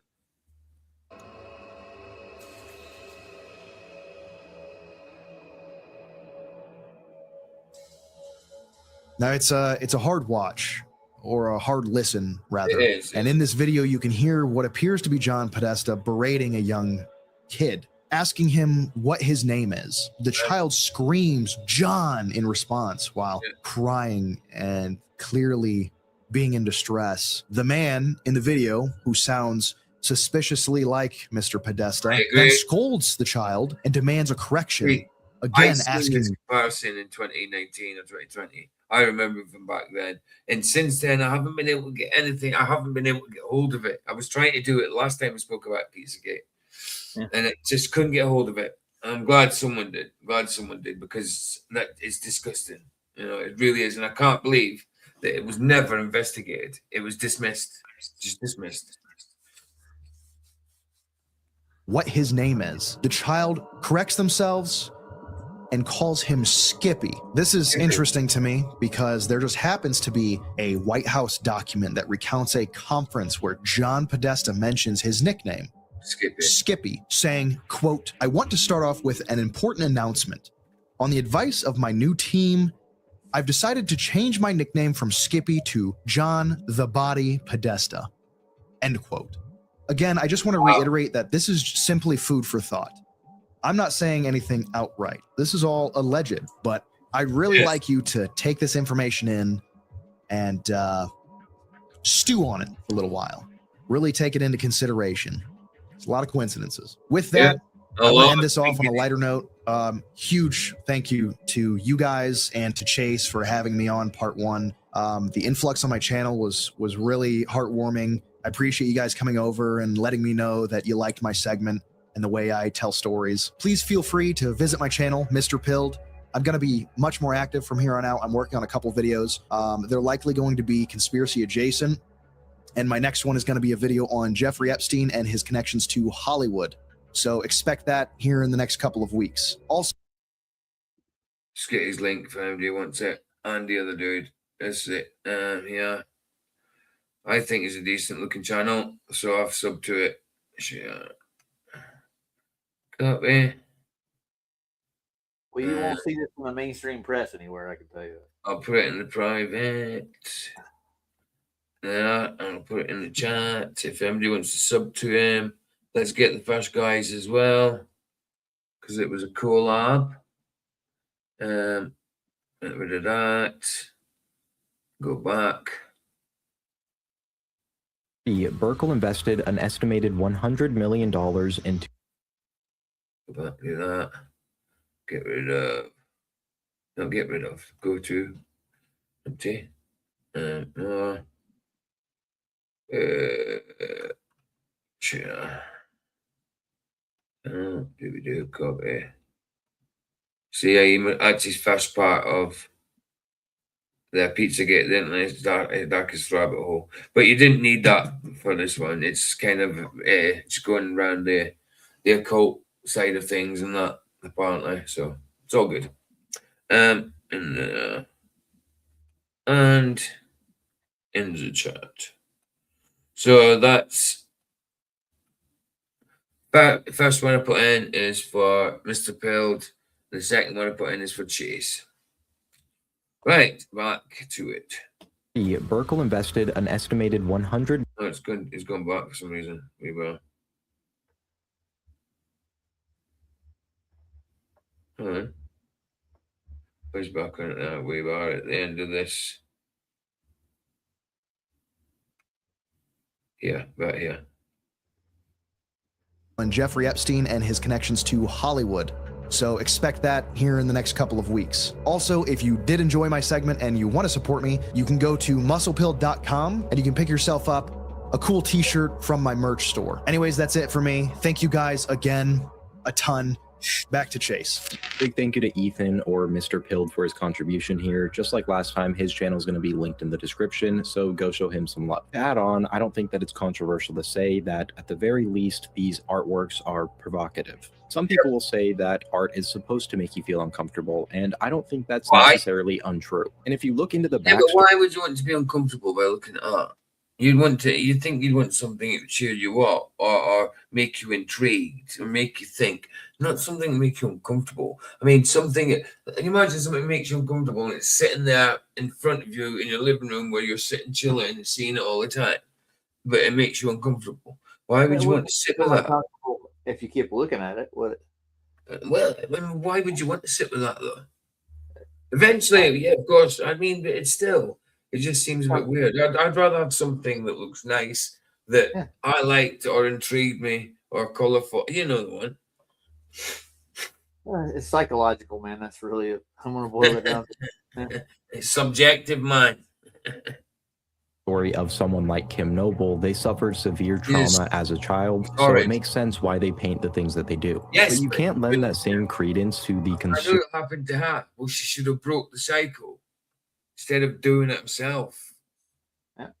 consumer of the art that you can to the artists themselves. And when someone is actively collecting so many pieces of art of this nature, it does raise some red flags about their own mental state. If someone's really an avid art collector, you might be able to justify owning one or two of these works in some sort of private gallery. But when you own hundreds of paintings like this and you hang them all throughout your house, that doesn't come off as someone who's an art collector. That comes off as someone who has some sort of psychological issue. Like, yeah, you can say he's an art collector, but at the end of the day, if I walked into my friend's house and he told me he's an art collector, and this is what I see plastered all over his walls, I'm no longer going to associate with that person because there's something wrong there. Naturally, the release of the Epstein files has reignited conversations around Pizzagate.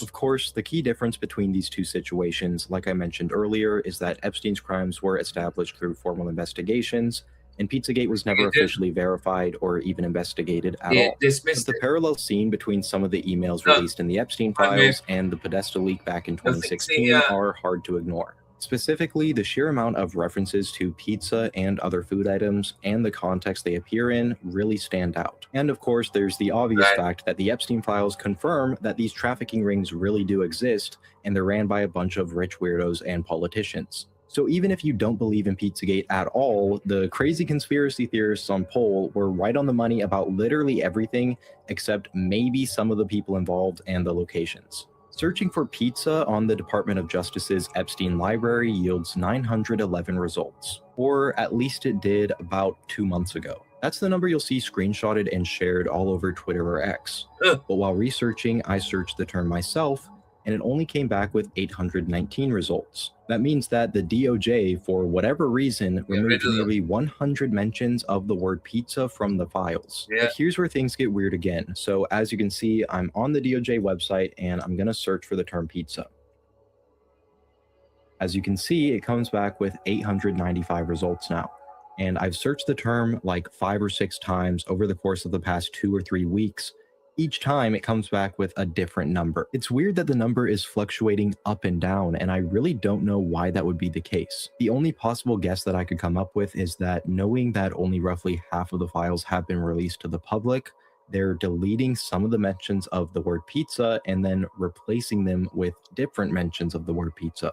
Perhaps replacing them with messages that appear to be more innocent in nature. But that's just my best guess. I really have no idea. All I know is that I completely trust the DOJ, and I'm sure nothing's being covered up. But like I said, many other food items that appeared in the Podesta leaks frequently in strange contexts also appear frequently in the Epstein files. Soda appears 367 times, hot dog appears 96, pasta and sauce are mentioned 409 and 428 times respectively, walnut appears 317 times, ice cream 585, and finally, cheese appears a whopping 1,116 times. And these are foods that were confirmed by the FBI to be used as code words for, you guessed it. Just like in the Podesta leaks, a lot of the time it seems like they're being brought up in relatively normal contexts, but at the same time, nobody talks about food this much. How many times do you think you've messaged your friends the words pizza or cheese in any context? I can almost guarantee you it's not 2,000 times. Nope. And then there are, of course, obvious outliers that are pretty easy to determine as coded language. Like this one that reads, "Let's go for pizza and grape soda again. No one else can understand. Go no." Ooh. Or this one, "Pizza party was great." Oh, hold on. No. Like, wow. No one else can understand. Stop. Thank you.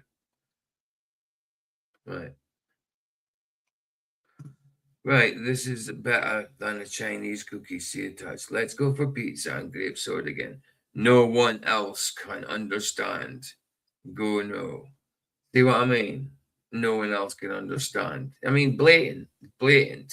And the thing is, people at the time didn't understand, but now they've worked it out. Obviously. Oh no. Or this one, "Pizza party was great. We had a lot of fun, stayed late. We all slept in yesterday morning. Your night was good? You're a grown adult having a pizza party with your friends? Really? The last time I had a pizza party was when I graduated 6th grade and we all had a water balloon fight the same day." Or this one, subject, "You two free for dinner on 12 or 13 January? Mary not free. Would love to get a pizza for an hour. Or come over." Oh wait, that one actually isn't from the Epstein files. That's an email that Tony Podesta wrote to his brother John in 2014. Yeah, the reference here, "You two free for dinner on 12 or 13 January. Not the 12th or 13th, but just the 12 or 13 January. I think that is the age of either the boy or girl that they want. 12 or 13. That's what I think that is. Because it's weird. It's weird what they say. I really do. I think that's what it means. That was published by WikiLeaks 10 years ago. Point being, the similarities here in both subject matter and context are pretty blatant. Point being, his brother John. And expect you two free for dinner. Yeah. That's a sus message. I know it's talking about are you two free for dinner sort of thing, but yeah, I think it's saying two, after you get 2 girls, you know what I mean? 12 or 13, or 2, whatever, 2 of whatever, free for dinner. And the dinner is those children. Disgusting, mate. In 2014, that was published by WikiLeaks 10 years ago. Point being, the similarities here in both subject matter and context are pretty blatant. In the inbox of Jeffrey Epstein, you can also find this email sent to him by a redacted name. Epstein was sent this email in November 2017. The subject is Spirit Cooking, Strange Solomon's Temple on Epstein's Island. If you remember from last time, Spirit Cooking... Solomon's Temple on Epstein Island, that blue and that stripy thing. Blue stripy thing. Wow. Is an artistic performance created by Marina Abramovich. She has, by her own description from an AMA she hosted on Reddit, framed it as an occult ritual in private contexts. From this email sent from Abramovich to Tony, It's clear that both of the Podestas were participating in, or at least had knowledge of, these occult rituals that were taking place in the privacy of Marina's home.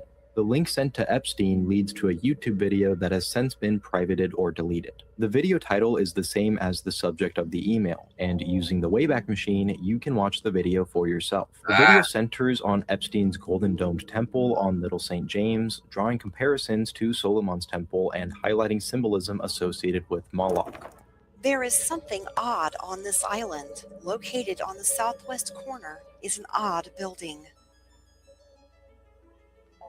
If we take a closer look, it appears to be some kind of temple with a strong Egyptian style of design.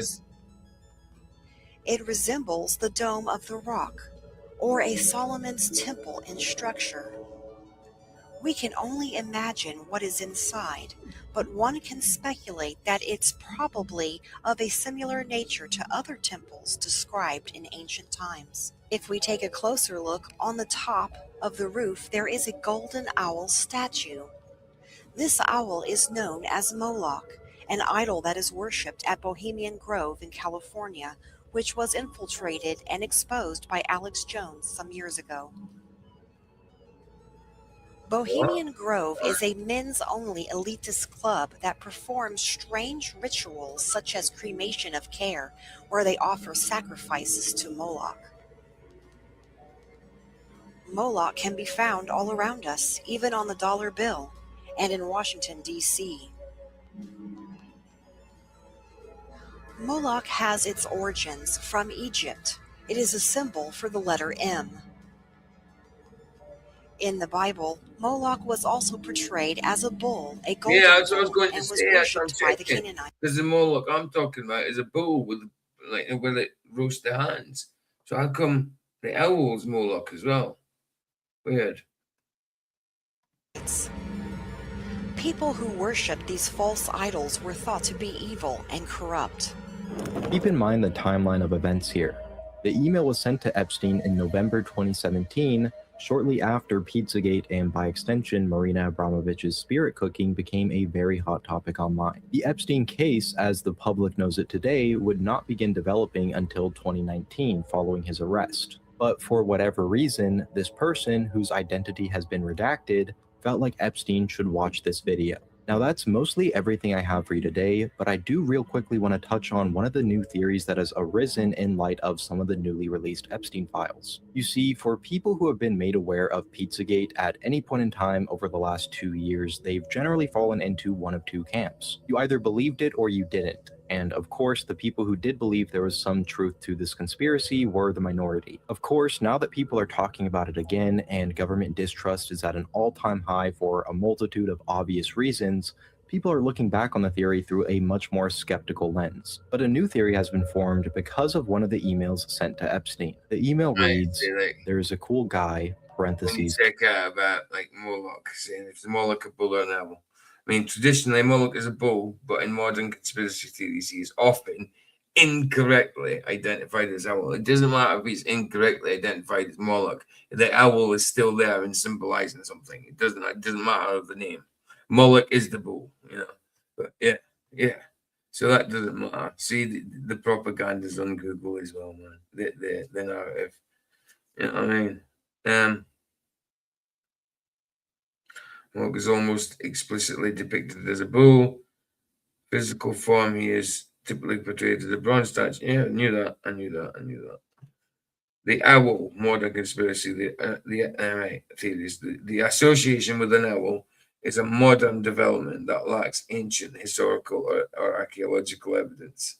Bohemian Grove, it goes on to. Yeah, it doesn't matter whether that owl's Moloch or not. It still symbolizes something evil. Because Moloch is definitely the bull. Kid that you should meet. He is only 23.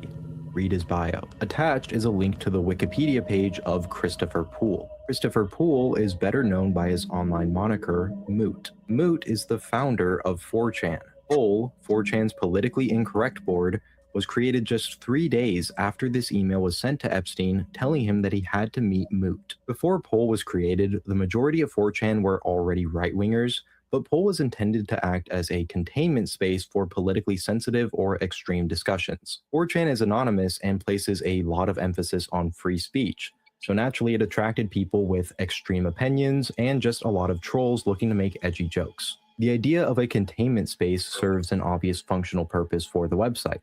By concentrating this type of discourse into a single area, it becomes easier to moderate the site as a whole. Now, it is not confirmed that Epstein was at all involved in the creation of Poll, but the dates here obviously make a lot of people suspicious. If we're entertaining the idea, though, what would be the benefit of creating a space specifically designed to attract political incorrectness? Well, the conclusion that you can draw from that is that anything that comes out of this board is much more easily dismissible. According to this train of thought, I'm not saying it's true, Pizzagate, however real or not it may be, was intentionally allowed to be discussed on 4chan's poll for a reason. If the theory is real, well then the people implicated can be defended by the rest of the media, and all of the allegations against them are coming from a bunch of basement dwellers anyways. These people are into traps and posting Pepe reaction images, so clearly they have nothing of substance to say. If it's not real, well it's still a big reason why Trump won his first term.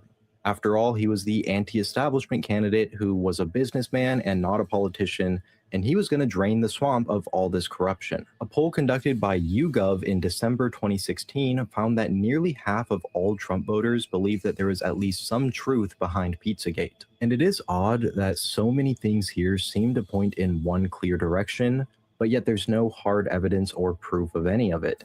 Nothing here is verifiably true. Of course, I encourage you to form your own opinions, but I don't think it's outside the realm of possibility that people were intentionally led on this wild goose chase as some sort of distraction. Because these people genuinely believe... I mean, I doubt it, but it could have been a psyop to hide another psyop, you know? That happens also. But I don't think so. I don't think so. I think there's enough proof there to say this. There was something going on there. I mean, code words and all that.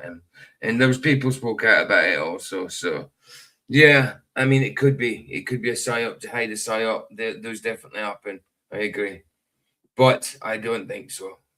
Just my feeling is this one is real.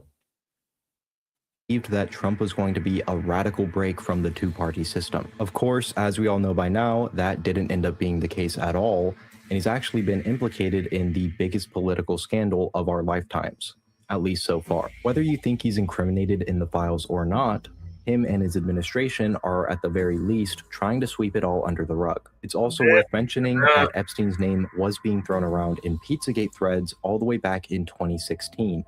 3 years before anything of this level would be confirmed to exist in modern society. Just like everything else here though, nothing is confirmed, so all we can do is speculate. Probably the hardest part about researching a topic like this, where nothing is verified at all on either side, is knowing if you're onto anything at all or completely off the mark. Like I said before, without any clear answers, the meaning you interpret from this depends entirely on your perspective.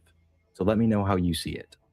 That's it. That's all I have for you today. If you made it all the way through, don't... You did a good video, man. You did a good video.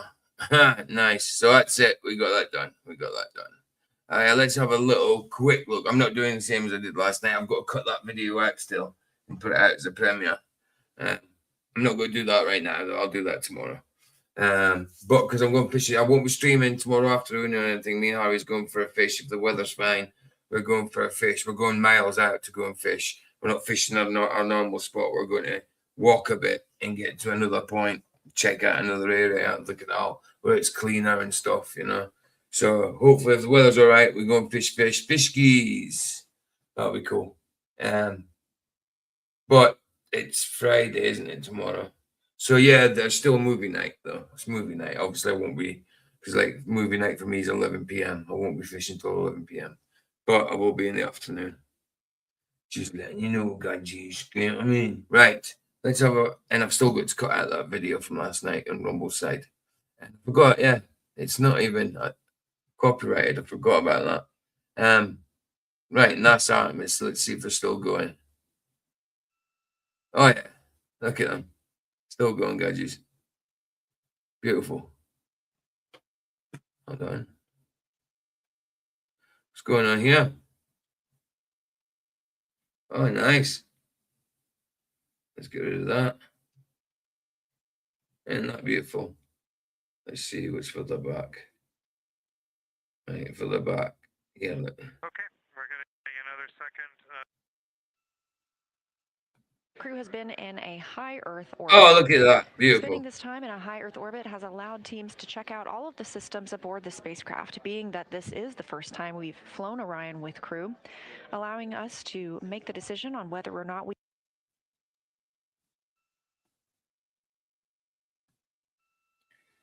Oh, yes. Look at the realness. Look at the reality, guys. Look at that, boy. Look at that. Isn't that great? Yeah, fishing Alan. It's great. It'll be great, man. It'll be great, man. Well, I ain't had a good fish in a while. Well, lure fish anyway in the canal. Harry's been like fishing before in ponds and that for carp and stuff. Caught some good fish, he has. But yeah, we're going to see if we can get a monster in the canal tomorrow. Look at that, man. Isn't that beautiful? We're floating in space, man. And that's traveling at what? How fast? 17,500 miles an hour or something? Beautiful. Let's see if there's anything further back. She is continuing to work on filling some contingency urinal bags. Contingency urinal bags. Yesterday, there They was don't a piss valve issue themselves. observed with the water. It was resolved, and the crew has been able to use water as normally intended. So this is just a precautionary step to gather water. This is bit. See all this look at this garbage. Look at that. Oh, look, we can see stars there. You can see stars there. I see it. Look at that. Woohoo! That,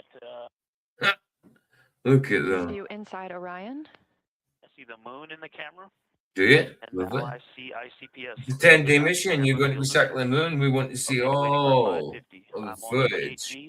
There's 550, starting the 19 and 1. This is the view from 9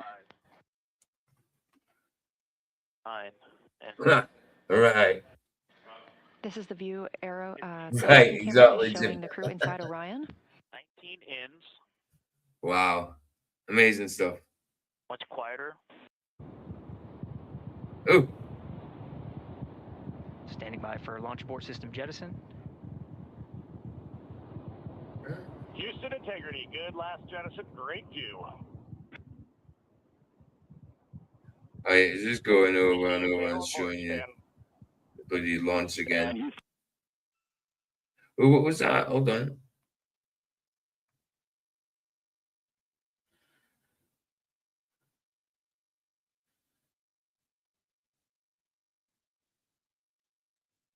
I missed that. Never mind.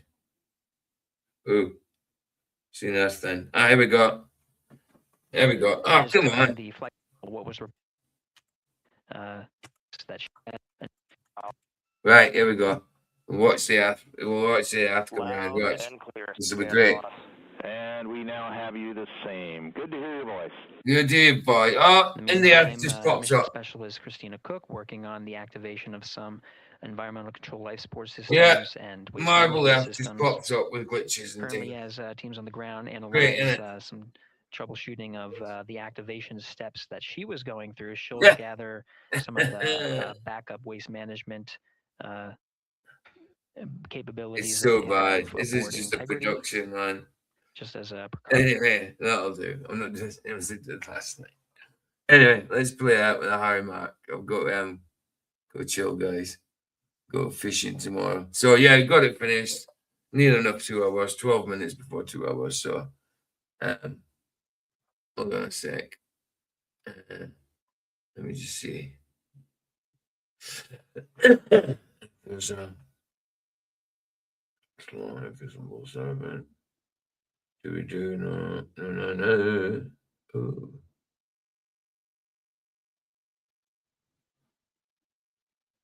No, nothing much.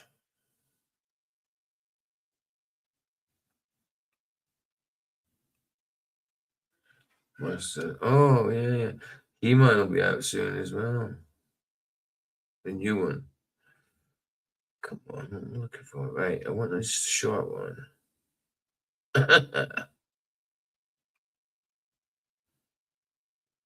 Sorry, guys, give me a second. The Epstein lookalike feels off. Right, 7 minutes. Let's watch that. Because that's kind of to do with this. 7 minutes. So it'll take me up to my 2 hours. Let's see what this guy's saying. Stephen questions everything. So, yeah. Oh, damn. Let's get that over there. And we shall share.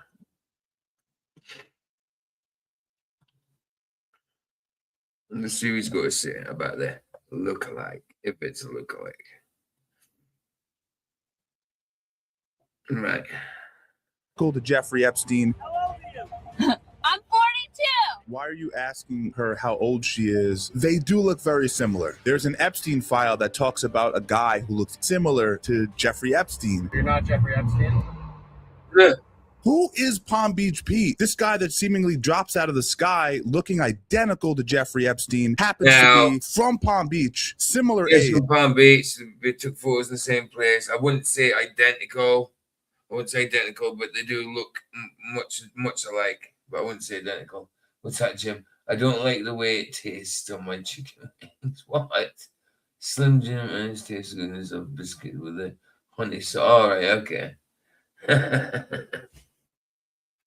I have a few questions, and we're going to cover a few details in this video. So if you're not aware of the original video that made this man go viral, he's just minding his business, driving his car on the I-95, and someone driving to the side of him took a video of him, posted it on the internet, and it went viral. Hey everybody, this is Palm Beach Pete, and my video went viral because some dude randomly filmed me while I was driving on I-95, unbeknownst to me, and the next thing I know, I'm a viral sensation. My phone was blowing up with all these comments from that video, so I got a lot of traction. It's pretty crazy. Thanks. So you're not Jeffrey Epstein? I'm not Jeffrey Epstein.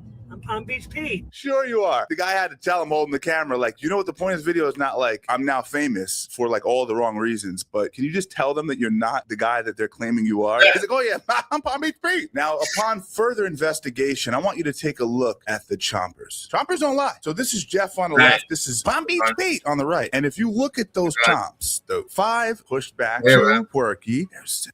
Go back. You're spitting too quick, bro. Bloody hell. I mean, yeah. I mean, well, there is very similar, but the other ones look sharper.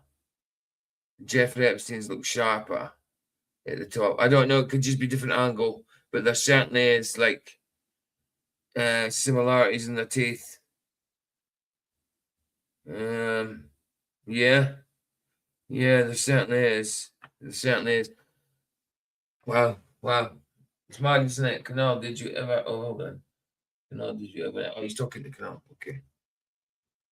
On the right. And if you look at those chomps, the 5 pushed back, 2 quirky, there's similarities in the teeth is all I'm saying, all right? I'm showing you proof, and then you're going to come up with your own estimation of who this person really is. Sometimes they hide these things in plain sight is what I'm trying to tell you. But the conspiracy goes deeper beyond the teeth. Some people are saying that he's actually residing at where Epstein used to live, where his mansion was on the island. Good morning, everybody. This is Palm Beach Pete from Palm Beach, Florida. So I guess the point they're trying to make is that where he's located, they somehow geotagged him to put him exactly where the Epstein mansion used to be. So these types of videos. Jim says, I've seen Palm Beach Pete for years now, not Epstein, in my opinion. I don't know. I mean, I definitely think it's a possibility, bro. But I mean, I can't say, I wouldn't say, I wouldn't put 100% on it. But I would say it wouldn't surprise me, you know? Because there is similarities, but there is parts that he doesn't look like him. He's got a thinner face than Epstein. Epstein's got a rounder face compared to him having a straighter face, you know. Informer, nothing down and say, I'll put ham, a licky boom boom down. Come with a nice young lady, intelligent, unless it's hard. No idea what he says, but it sounds all right. Tend to be a little vague intentionally to kind of capture the most conspiratorial viewer possible, and anyone else who questions it will just swipe past it. And I think that video is, we'll get to more of that in a second. A lot of folks are saying, yeah, but the voice is very different. Now, we both can say, I could change People can put on a voice. People can put on a voice.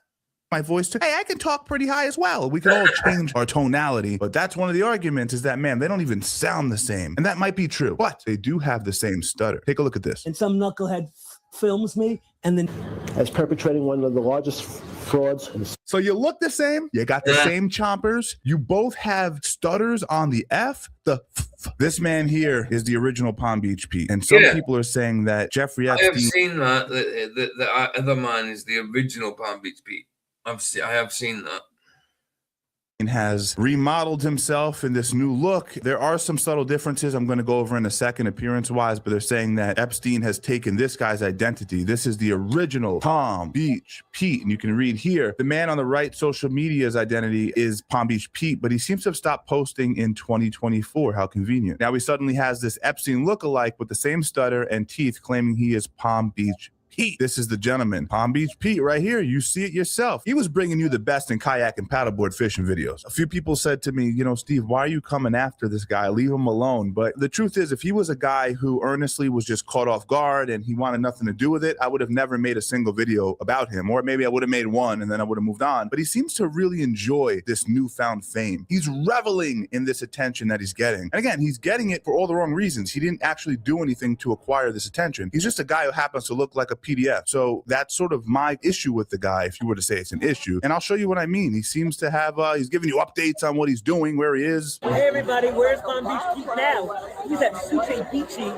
in North Beach in Miami Beach, and I had a delicious meal with old friends, and we had the best night. Also, when you talk to the camera, try to be normal when you do. Try not to be weird about it. When I talk about weird, I'm going to show you a video at the end of this that just dropped yesterday that is so weird. It'll blow your mind. Here's Palm Beach Pete in the 90s, okay? He's taking a chunk out of a woman's arm, cannibalistic behavior. Very in line with Epstein, if I were to say so myself. Here's another one, young, obviously him. Anything can be AI at this point, but he posted this on his own account, on the I'm.palmbeach.pete Instagram account. So this is him saying, hey, this is me in the 90s, baby. Palm Beach Pete went on a podcast recently, and he stated that he had went to a lot of Jeffrey Epstein parties, and he lived next to Jeffrey Epstein in New York. That's also very strange. So Palm Beach Pete was caught again with his pants down driving. This happened yesterday, I believe. He said some things, in my opinion, a little bit weird. Are you Palm Beach Pete? That's me. Oh my God, I knew it. Let me see you pull up. How old are you? I'm 42. Now that's weird, right? Because why are you asking her how old she is? And, you know, it's just an odd thing. It's a normal question. But within that context, it's like the last thing I would ever ask somebody if I was, you know, known and famous. I would say, hey, you're Steve, right? I'm like, how old are you? Like, that's just incomprehensible. Like, why would I ever ask that question? You would only ask that question if you were Jeffrey Epstein. I mean, listen, let me play devil's advocate. Maybe he's asking that question because he is an older man. He's brand new to social media, and it's blowing his mind that like younger women are watching his stuff. I think that might be more likely, but either way, it's very strange. This same woman who posted this video posted another video with her thought process on whether or not this could possibly be Jeffrey Epstein. He makes an argument on why he probably isn't in Israel. If Epstein really didn't kill himself, he would have likely went to Israel. That would have made sense. But because of the current war going on in that area, maybe he is residing in America. Take a look at her perspective. Okay, guys, I was not prepared to go viral over this Palm Beach Pete, maybe Epstein post from yesterday. I did not think it was him at first. I'm not gonna lie. I did not think it was him. I have been on this for quite some time. If you had asked me a few weeks ago, I would have said absolutely he's in Israel.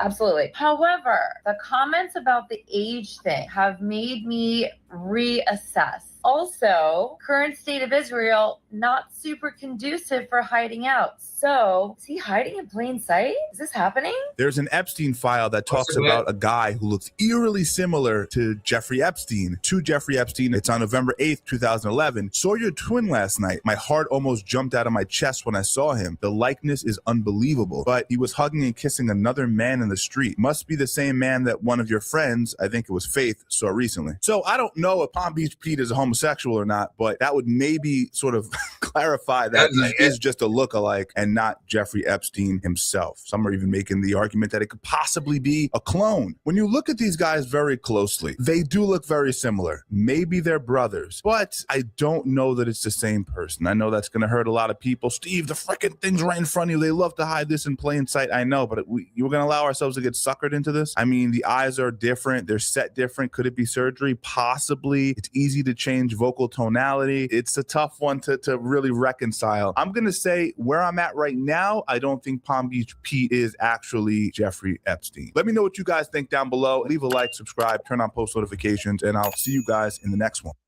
Yeah, there you go. Yeah, like I say, it's a possibility. It's a possibility, but it's more than likely Palm Beach Pete isn't him. But is Jeff Epstein dead? No, he certainly isn't. If I were Pete, I would come out and say, "That's me." He gets well. He's got attention. He's got attention off it anyway. But you know, I mean, these things happen. I understand why people think it's Palm Beach Pete is him.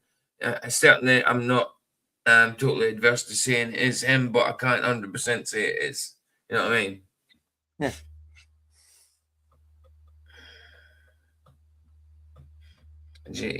Again, for me, I've known 3 Epstein lookalikes at least in my 45 years alive. I've never left the country. So all the Epstein lookalikes are in Australia. Right, let's play out with Harry Matt, guys. Thanks for being with us. I will be on tomorrow, but it'll be movie night. So about the same time as I went on tonight is tomorrow night, movie night. Yeah, that'll be cool. I don't know the movie yet, don't know the topic yet, but we've got plenty to choose from. So I will play out with Harry Matt, guys. Thanks for being here. Thanks, baby. It's always a pleasure, as you know. Right, Harry Mac. Hey, Harry. I'm good. My name's Harry Mack. I'm a freestyle rapper. I'm making like videos for my YouTube and stuff. Oh my God, that's awesome. Would you guys want to hear a freestyle? I would love to hear a freestyle. Oh, hell yes. I'm so excited by this. Oh my God. Yes. So if you guys could give me like some creative, challenging words. Can you use my name? You said Chunk? That's a good one. Chunk, Christina. Defenestrate. Defenestrate. Does that mean throw somebody out of a window? Yes. Hell yeah. Favorite words ever. That's a great word. Schadenfreude. Schadenfreude? And Freude. It means, it's in German, it's laughing at other people's pain. Wow, that's dark. Laughing at other people's pain. Schadenfreude, yes. Iridescent. Iridescent. Yes. Which, is that where like is the rainbow reflective? Yeah.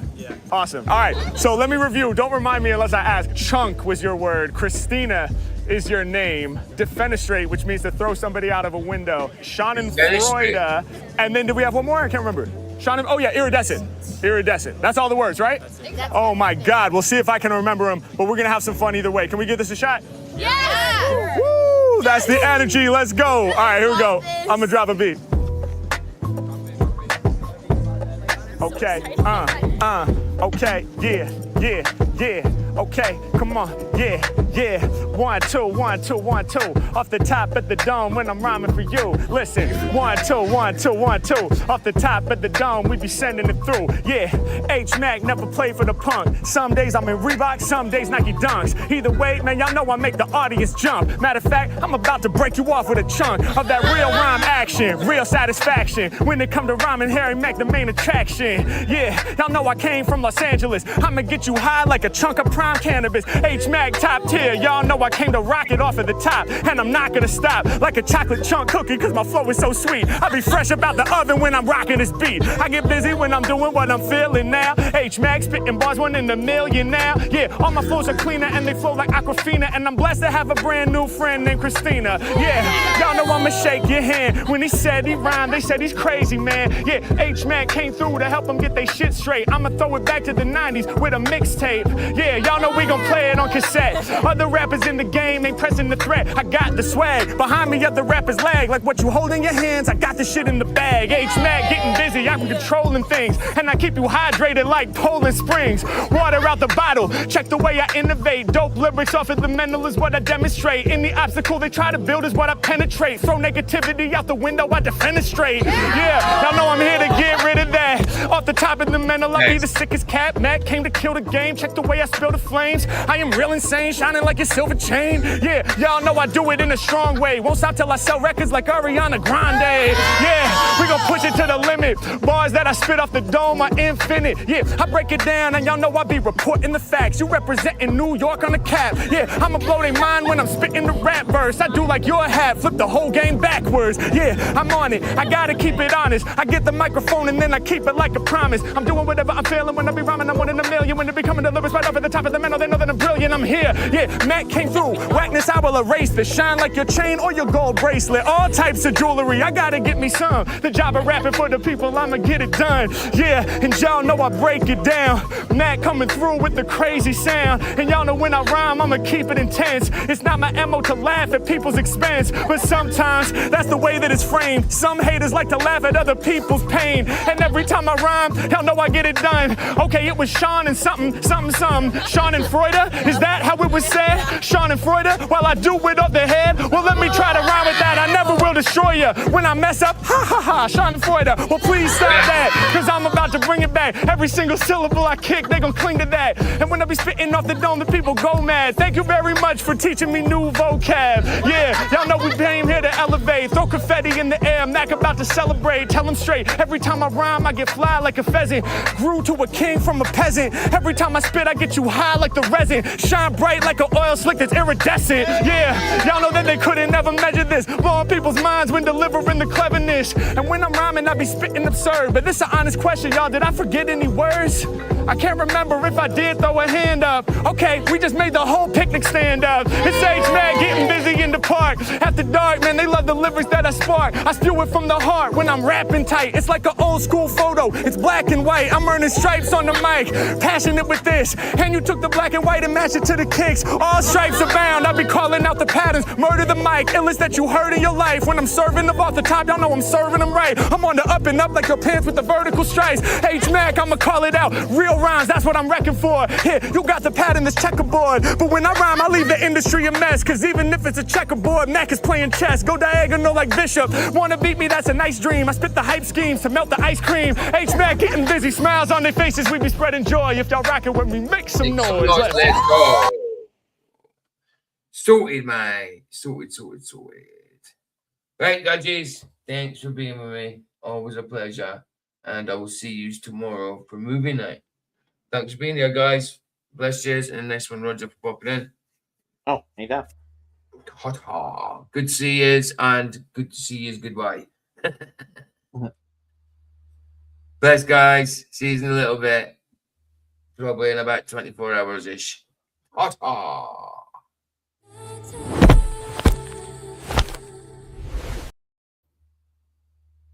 Did I forget something? I don't know, did you? Here the sunset's free. Is free. Indeed. Ta-da.